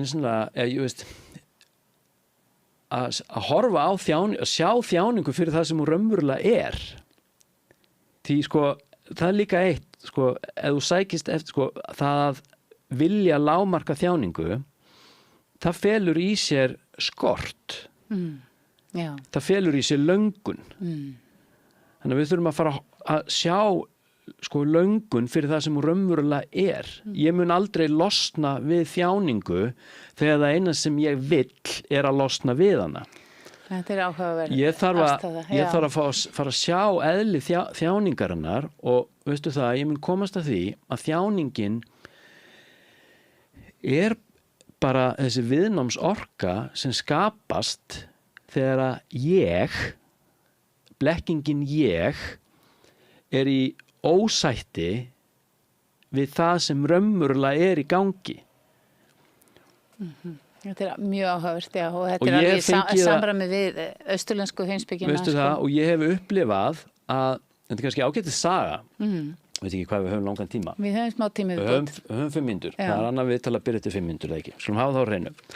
Ég sat einu sinni svona þegar ég var einmitt í spiritual bypassing ferlinu mínu sem er búin að spanna í áratugi þá hélt ég að ég myndi einmitt losna við þjáningu með því að fara á nokkur svona vipassana hugleiðslu retreat, þú veist hvað það er þá ferðu inn í svona 10 daga silent retreat þar sem þú slítur tengsl við fólk og augnsamband og þú situr frá 4 á morgnana til 9 á kvöldin bara með sjálfum þér og grætur yfir þjáningunni sem bara fylgir að vera manneskja bara þjáningunni sem þú finnur innra með þér í þögn og ég sit þarna á 7. degi á mína fyrsta námskeiði sem ég fór á það var í Svíþjóð og ég sit þarna í einhverjum hálflótus og það bara eins og ég sé í stríði mér svo illt ég svo sorgmættur, ég svo einmana og ég að drepast í bakinu og ég var að íhuga að bara labba út og ég var að íhuga allavega að panta tíma hjá einhverjum af þessum munkum hérna, bara viðtal, bara sorry, ég held að þurfa að leggja mig inn á spítala, mér var svo illt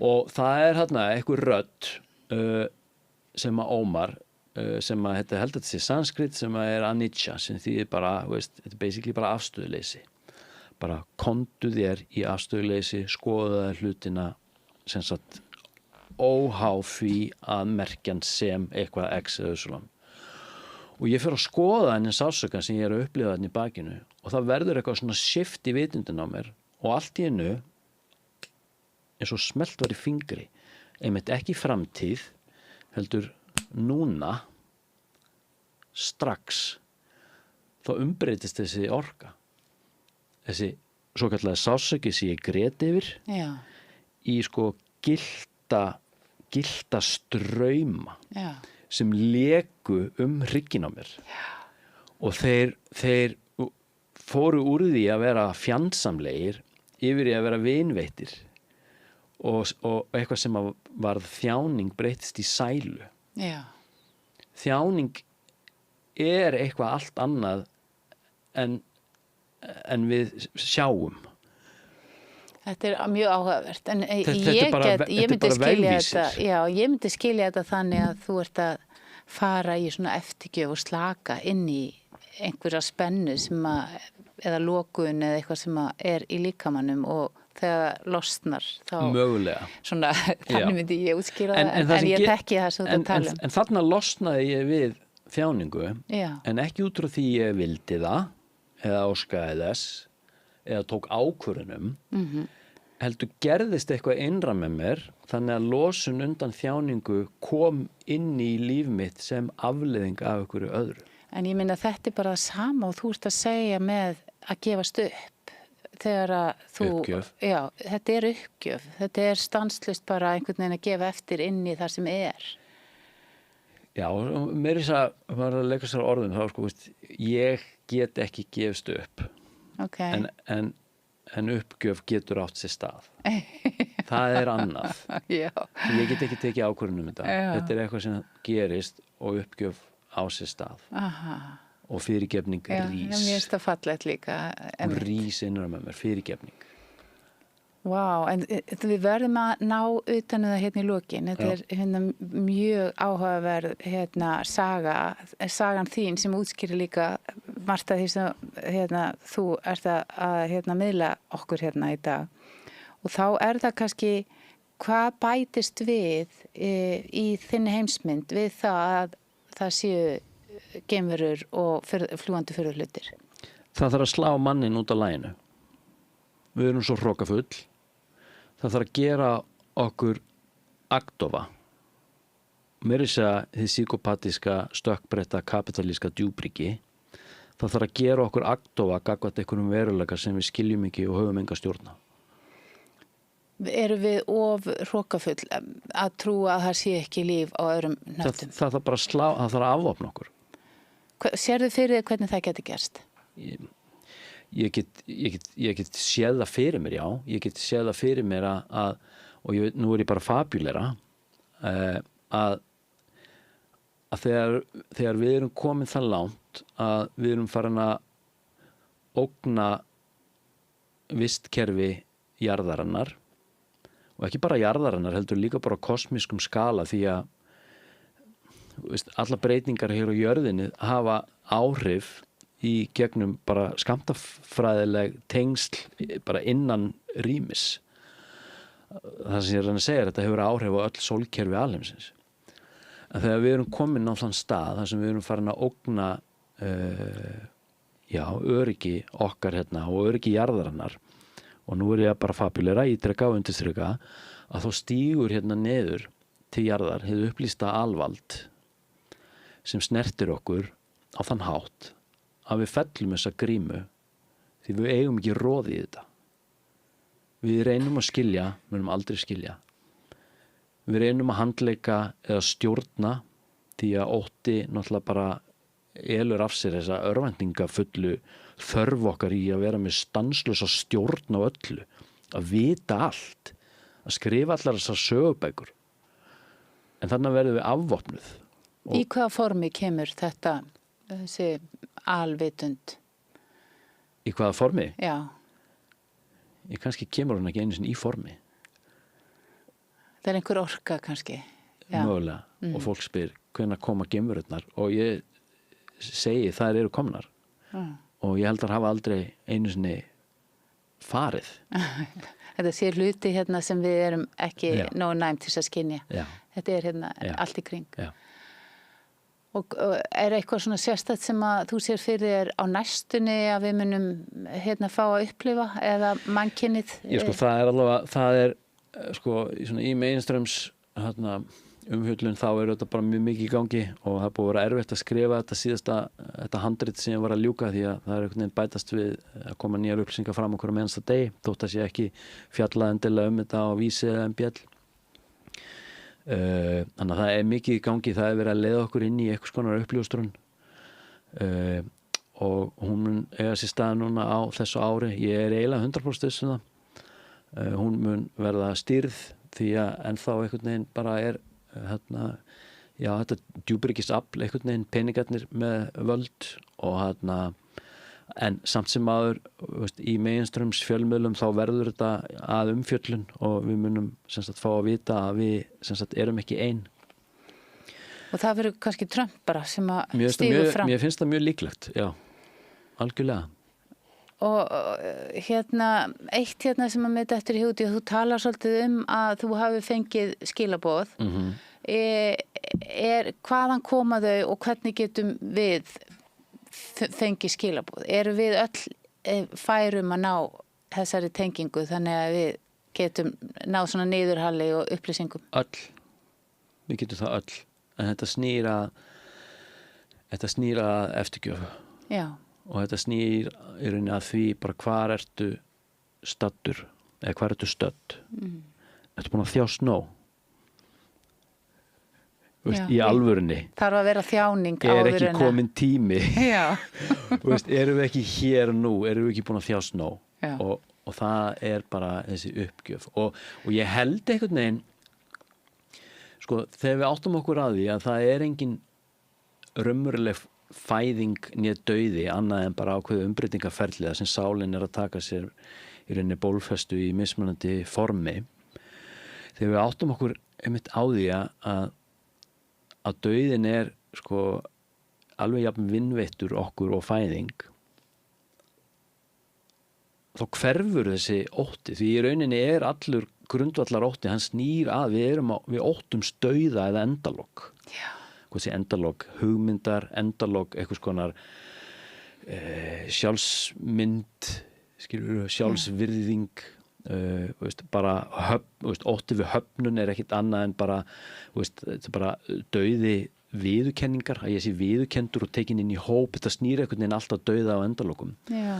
Og einhvern veginn, og ef við einhvern veginn bara sættum okkur við það og sjáum það bara raunverulega að það engin dauði og allt ferli einhvern veginn bara út frá gefnum forsendum og einhverjum svona karmískum lögmálum sem að ég get ekki einu sinni reynt að byrja að reyna að skilja því þetta bara eitthvað líf eftir líf eftir líf eftir lífskeið að þá einhvern veginn kemstu inn í bara einhverja lífræna bara anarkíu sem að bara meikar engan sens og fyrir vikið þá bara stendur agndofa gagnvart þessu og þú ert bara svo sjúklega undrandi því þú veist ekkert hvað í gangi, þetta algjört stjórnleysi og þú getur ekki annað en gefist upp fyrir því og sagt bara jalla skilur það bara ég gef mig þér á vald. Já. Því ég hef enga stjórn. Ég hef enga stjórn. Kannski loka orðin, það í þessari uppgjöf felst að við losum okkur undan óttanum og erum opin fyrir því sem að... Í þessari uppgjöf losnum við undan óttanum. Losnum undan óttanum, já. Og hvað ég segja, hið guðlega ljós nær einhvern veginn að skína. Og við upplifum þessa náðun sem einhvern veginn bara sem okkur ætlað og við búum yfir þessu. Þetta býr innra með okkur. Ég þarf ekki að stjórna þessu lengur og þvílíkur léttir, þvílíkt frelsi. Þetta reyndar frábær lokaorð að þetta svona, það bjartsýni þessu bjartsýni, það ekkert nema ást. Ást. Ekkert nema ást. Og þú tala líka að með því að gefast upp þá verður pláss fyrir leik og hafa gaman. Ég gefast upp, þetta sögn með því að verða fyrir uppgjöf. Þetta verða fyrir uppgjöf. Ég ekki að gera þetta. Já, mér finnst þetta... Þetta upplausn á ég, Þetta uppgjöf sem á sér stað. Já. Ég ekki að gera neitt. Þetta ekki neina ákvörðun sem ég tek. Þetta einmitt hætta að taka ákvarðanir. Já. Hættu. Vertu. bara, það líka sögn að vera, það er ekki hægt að koma álum að þessu. Tungumáli allt þarna. Ég að segja þetta svo flókið. Allt út frá ekóinu, já. Heyrðu, en ertu sáttur við, eða einhver lokaorð sem þú vilt gefa okkur hérna, sem að Nei, kannski ekki annað en það bara, UFO 101 til staðar, hún til sölu, það er þetta nálgast hann í öllum bókabúðum, það líka þetta nálgast hann hjá mér, hún inn á Storytel líka og svo framhaldið á leiðinni og ég þakklátur fyrir að hafa fengið bara tækifæri til að skrifa þessa bækur. Þetta búið að vera ótrúlegt ferli fyrir mig og bara sannur heiður. Bara gaman að fá þig og ég ætla að tala við aftur þegar Trump kemur með yfirlýsinguna. Ég mjög spennt. Já, ég líka. Ég sjúklega spenntur. Ég mæti. Í kommunistu höllina. Já, heyrðu. Takk fyrir okkur í dag. Takk. Hvar skrái ég mig í áskrift? Samstöðin.is Frjáls fjölmiðlun á í vök að verjast allstaðar, ekki bara á Íslandi. Peningavaldið og sterku hagsmunaöflin eiga greiðan aðgang að stjórnvaldi og fjölmiðlum og eiga jafnvel sína eigin fjölmiðla. Þess vegna samstöðin svo mikilvæg. Hér pláss fyrir allar raddir, málin eru krufin til mergjar og samtölin eru stór og innihaldsrík. Samstöðin mikilvægt lýðræðistæki. Ég heiti Kristín Helga Gunnarsdóttir og ég styð samstöðina.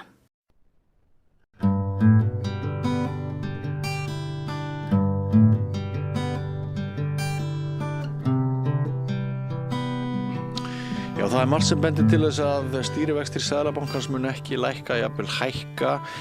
Og verðbólgan á miklum skriði, við sjáum það þegar við förum út í búð, við sjáum það þegar við látum umfelga hjá okkur, förum af vetrardekkjum yfir á sumardekka, það eins og að það leitist allt við að vera á leiðinni upp og stórskuldir einstaklingar, Íslendingar, því við erum það mörg hver, við hugsum með hryllingi til þess hvernig húsnæðislánin okkar að umturnast og allt það og hann komin hingað, hann Breki Karlsson hjá Neytendasamtökunum, vertu velkominn. Takk fyrir. Deilirðu með mér áhyggjunum af verðbólgunni og hvað áhrif gæti orðið á áframhaldandi ofurvexti og allt það? Já, þetta ekki svona falleg sýn sem þú með. Nei. Minni mig á hæku íslenska veðrið sem svona hér á árstíðirnar hér á Íslandi eru 3, haust, vetur og von. En í þessu tilviki þetta vera frekar vonleysi. Já, og ég með þess ammæli. Og þetta á ammælistæðin. Og samt talaði svona, takk fyrir. En ég held ég sé raunsær. Og sem sagt, mér sýndist þetta að vera 10-15% hækkun á umfelgun. Einhver sagði að mjólkulítrin væri komin upp í 400 kall. Við sjáum þetta allstaðar og við erum með Seðlabankanna með svipuna á lofti. Og kjarasamningar auðvitað í hættu en það enginn að gera neitt og það svo mín upplifun og sko þegar ég heyri talsmenn ríkisstjórnarinnar segja að þær vonist til þess að verði lækkunar sumarið mikla þá nákvæmlega ekkert sem bendir til þess. Nei, það er svona ég vil segja að það sé þungbúin ský á lofti, bara líkt og veðrið í dag og veðurspáin fram að helgi, vorhrett á glugga. Sko að við hjá Neytendasamtökunum, við höfum það motto að það getur hver sem bent á vandamál, en að benda á lausnir færri gefið. Og við vorum með kraftmikla ályktun á aðalfundi samtakana sem var haldin í síðustu viku segi ég. Og þar bendum við á 5 aðgerðir sem stjórnvöld þyrftu að fara í til þess að draga úr verðbólgu. Það að gera alltaf sama hlutin og halda hlutinni breytist, það náttúrulega merki galskap. Það að halda stýrivöxtum á Íslandi háum ekki einungis ósanngjarnt gagnvart hinum skuldandi almúga. Það að segja, það bitnar bara á þeim sem að borga af lánum og af þeim sem að leigja og það sem leiguverð oft bundið verðbólgu. Þannig að svo leið hefur ekkert gagnast okkur. Við bendum á ýmsar leiðir í ályktuninni eða aðalfundur neytendasamtakana og meðal annars bara að stjórnvöld réðust í þær ábendingar sem koma fram í nýrri skýrslu neytendasamtakana vátryggingamarkaðinn sem eru í 7 liðum, þá telst okkur til að verðbólga geti lækkað svona 0,3–0,4% og það skili líka sér í lægri iðgjöldum til heimilana og það getur numið tugum þúsunda per heimili í lækkun á iðgjöldum. Og þetta eitthvað sem við hvetjum stjórnvöld til þess að fara í. Annað sem við verðum að gera við verðum að setja hámark á raforkuverð til heimila. Þetta hafa samtökin bent á lengi og slíkt hámark í gildi í Noregi. Og í Noregi greiða heimilin 6 krónur fyrir kílóvattstundina. Það það bil helmingi lægra heldur en að við erum að greiða. Við erum að greiða frá orkusalar hér á Íslandi að rukka svona 10, 11, 12, 13 krónur. Þannig að fast lágt verð fyrir raforkuna, við stærum okkur af því að hér á Íslandi sé raforkuverð lágt. Það ekki það lengur. Nei, það var einu sinni. Það var einu sinni, það það ekki lengur. Nei. Þess vegna verðum að ráðast í þetta að lækka raforkuverð til heimila. Það dregur líka úr verðbólgu. Síðan bendum við á það að fella þurfi niður virðisaukaskatt af hollum matvælum. Uppi eru hugmyndir að setja einhvers konar sykurskatt sem myndi auka verðbólgu. Við leggjum til að draga úr álagningu, draga úr virðisaukaskatti, fella niður af hollum mat og stýra þannig fólki í hollari neyslu. Samhliða þyrfti að taka upp einhvers konar næringarmerkingar, það sem til dæmis væri hægt að setja upp einhvers konar svona götuljósa, umferðarljósa stýringar, að holl matvara væri merkt með grænuljósi og svona meðalholl væri með guli og svo þessi óholla væri með rauðu. Þannig skilst miklu betra. Ég held það að setja 10% sykurskatt á sykurmikla mjólkurvörur gerir ekkert til þess að draga úr neyslu hennar. En hins vegar myndi svona umferðarljósa stýring gefa fólki tæki til þess að velja rauninni hollari maturinn. Stýra með hvötum fremur en að refsa. Algjörlega. Og samhliða dregið úr ef hún verður gerð ódýrari hollari matvaran, samhliða myndi þá draga úr verðbólgu. Við viljum líka og aðalfundur samþykkti það í ályktuninni að draga úr eða fella niður virðisaukaskatt af viðgerðum. Því að viðgerðir eru að leggjast af á Íslandi. Það eru einungis 6 skósmiðir eftir á landinu. Já, og sláandi frétt þarna á daginn Stöð 2. Ennþá færri viðgerðarstofur sem gera við raftæki.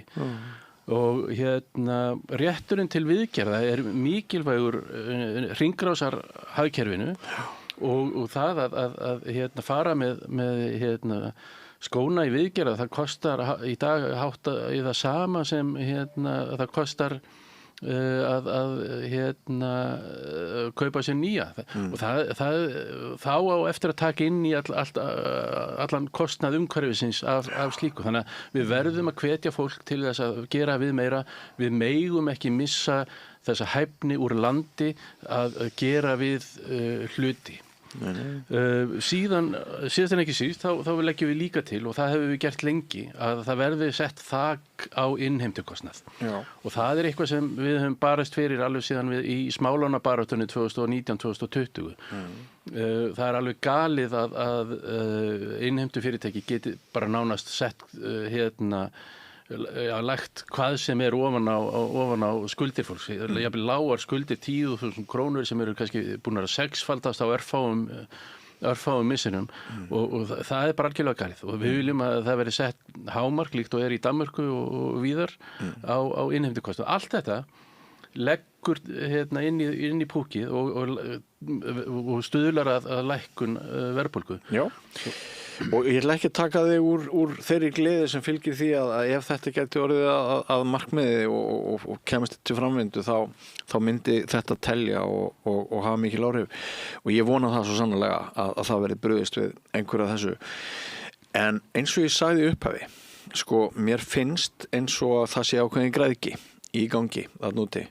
Mér finnst að það sé engin sáttmáli í gangi það að það séu krítíski tímar. Við sjáum einstaka talsmenn hreyfinga tala fyrir mikilvægi þjóðarsáttar, en mér finnst við ekki sjá þá sem reka búðirnar og þá sem eru að rukka fyrir þjónustu. Mér finnst ég ekki sjá þennan skilning hjá þeim. Mér finnst tvert á móti sem að það sé verið að spýta í á þetta er bara tilfinning, ég hef hann ekki mælda, en það eru margir aðrir sem að fjölmiðlafólk fær alls konar ábendingar frá almenningi og það eru margir sem að deila þessari tilfinningu.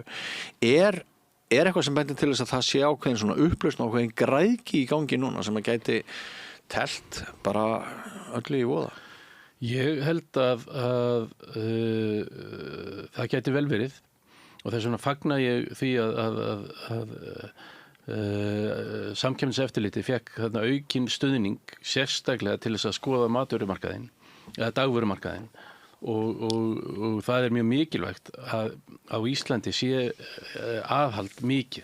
Er langt síðan það var? Það var núna fyrir líklega 3-4 vikum. Og fá þér fjárveitingu til þess að kortleggja það hvort það sé ólöglegt samráð á milli? Nei, hvort að álagning sé úr hófi. Hvort hún sé úr hófi. Og fá þér þá heimildir eða rísorsa til þess að skoða kaupa verðið úti, hvaða hækkar mikið í væntanlega, ég veit svo sem ekki hvaða tólatæki þeir hafa en þeir gera það væntanlega, já. Já, ok. Þannig að er langt síðan þetta hefur síðast verið skoðað eða? Nú þekki ég það ekki alveg hvernig það er, en það er bara mikilvægt að á hverjum tíma sé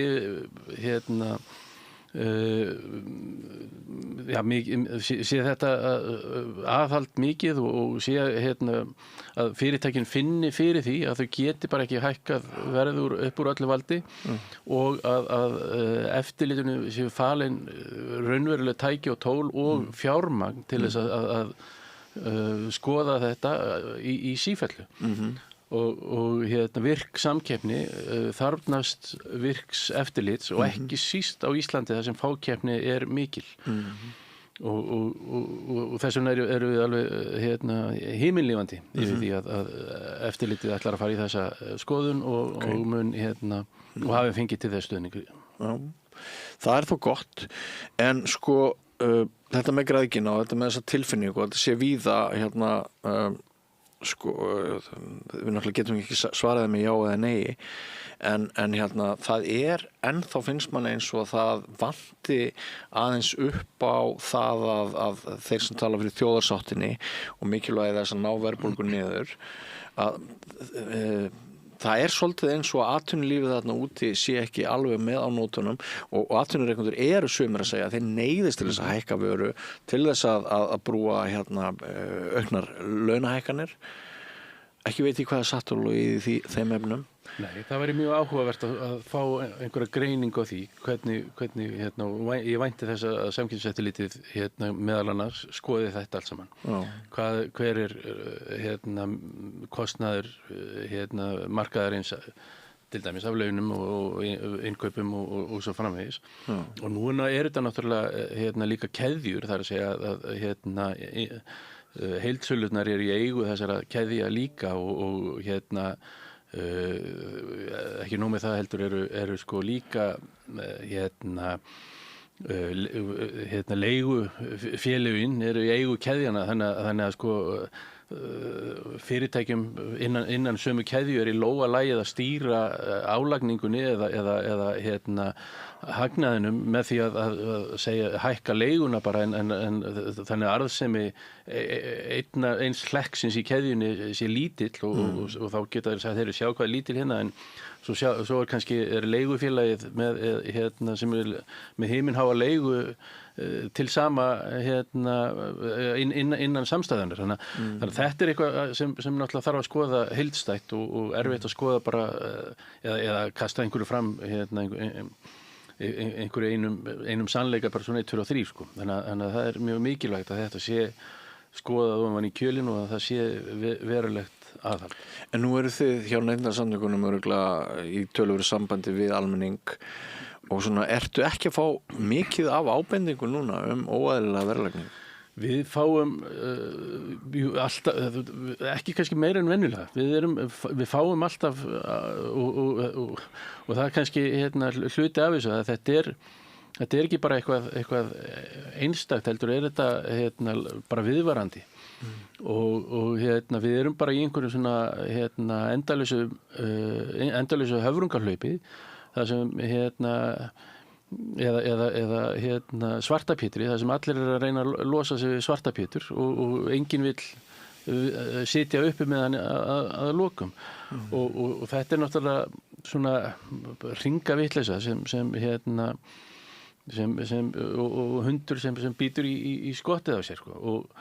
Og það er svo sem ekkit einhver einföld leið, einhver silfurkúla sem drepur varúlfin sko, í þessu. En við teljum að meðal annars með þessum aðgerðum okkar, þá megi draga verulega úr verðbólgu og þess vegna leggjum þær fram sem hugmyndir í púkið og ég vona svo sannarlega að stjórnvöld taki það til skoðanar og setji þær í framkvæmd. Ok, en svo sá ég það líka daginn að þú varst að fá einhverja sporskluði þegar Neytendasamtökunum frá hvað? Ragnari Þór, félagsmálaráðherra? Já, ég myndi ekki kalla þetta sporsklu. Við fengum Neytendasamtökin eru með þjónustusamninga við hið opinbera. Við erum með 3 þjónustusamninga eiginlega. Við erum með þjónustusamning vegna neytenda aðstoðar. Við erum með þjónustusamning við ráðuneytið og Evrópusambandið vegna evrópsku neytenda aðstoðarina, þar sem evrópskir neytendur geta leita til okkar. Lendið er í vandræðum á Íslandi og svo erum við og íslenski sem lenda í vandræðum með bílalegu bílun á Spáni eða hótelið í Þýskalandi eða hvar það nú er. Og þá getur fólk leita til okkar með flugfarið sitt sko, sem kannski frá Austurríki til Ítalíu og svo framvegis og þá getur fólk leita til okkar og við leitum til systustöðvar okkar í Evrópu og allt fer fram á íslensku hér og svo fer það fram á og þau sækja málin í sínum löndum. Við erum með þessa þjónustusamninga og svo erum við með þjónustusamningu varðandi leigjendaaðstoðina. Og hann á svona rætur sínar að rekja til þess að eftir hrun fór leigjendur að hafa mikið samband við Neytendasamtökin og leita aðstoðar og við komum upp mikilli þekkingu innanhús og réttindi og skyldur bæði leigutaka og leigusala og þetta hefur svona aðeins undið upp á sig og sem betur fyrr því að í upphæfi þá var þetta bara mjög lágar upphæðir en núna loksins er komin getum við sett verulegan kraft í leigjendaaðstoðina. Við erum komin upp núna með góða heimasíðu þar sem fólk getur leita til okkar á íslensku, ensku og pólsku og örlítið á úkraínsku líka og við munum efla núna í kjölfarið á þessum nýja þjónustusamningi við félagsmálaráðuneytið þá getum við elt þjónustuna enn frekar. Jæja, það er allavega þó jákvætt. Það er bara mjög gott sko. Á afmælisdeginum. En eitthvað að lokum sem að þið langar að segja okkur frá svona úr þínu lífi? Já, úr mínu lífi, við erum núna bara að ganga milli ráðherra með þessar tillögur okkar. Við erum að kynna bæði vátryggingaskýrsluna og síðan erum við og við erum að kynna bæði tillögurnar og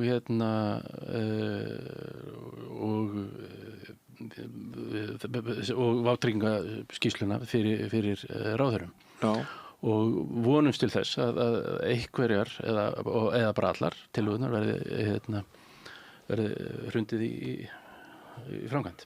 Já, einmitt. hreint í framkvæmd sem að víst. Já, ætlaði ekki. En ein lokaspurning, þetta með verðbólguna og íslensku krónuna, af því að við heyrum svolítið að bölið í aðdraganda þessar þjóðaratkvæðisgreiðslu, þetta með kenna gjaldmiðlunum. Viltu eitthvað hægt þar út í það?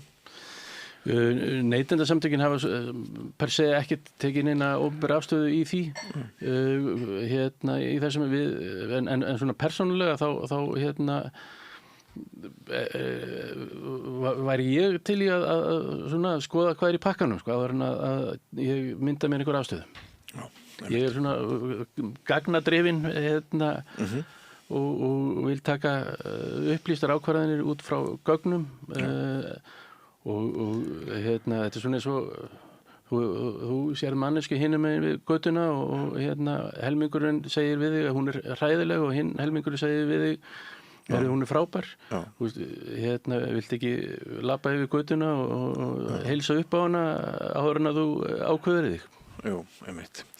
Heyrðu, ég ekki bara að láta það verða loka orðin, Breki Karlsson. Kæra þakki fyrir komuna og gangi ykkur vel hjá Neytendasamtökunum. Takk fyrir kærlega.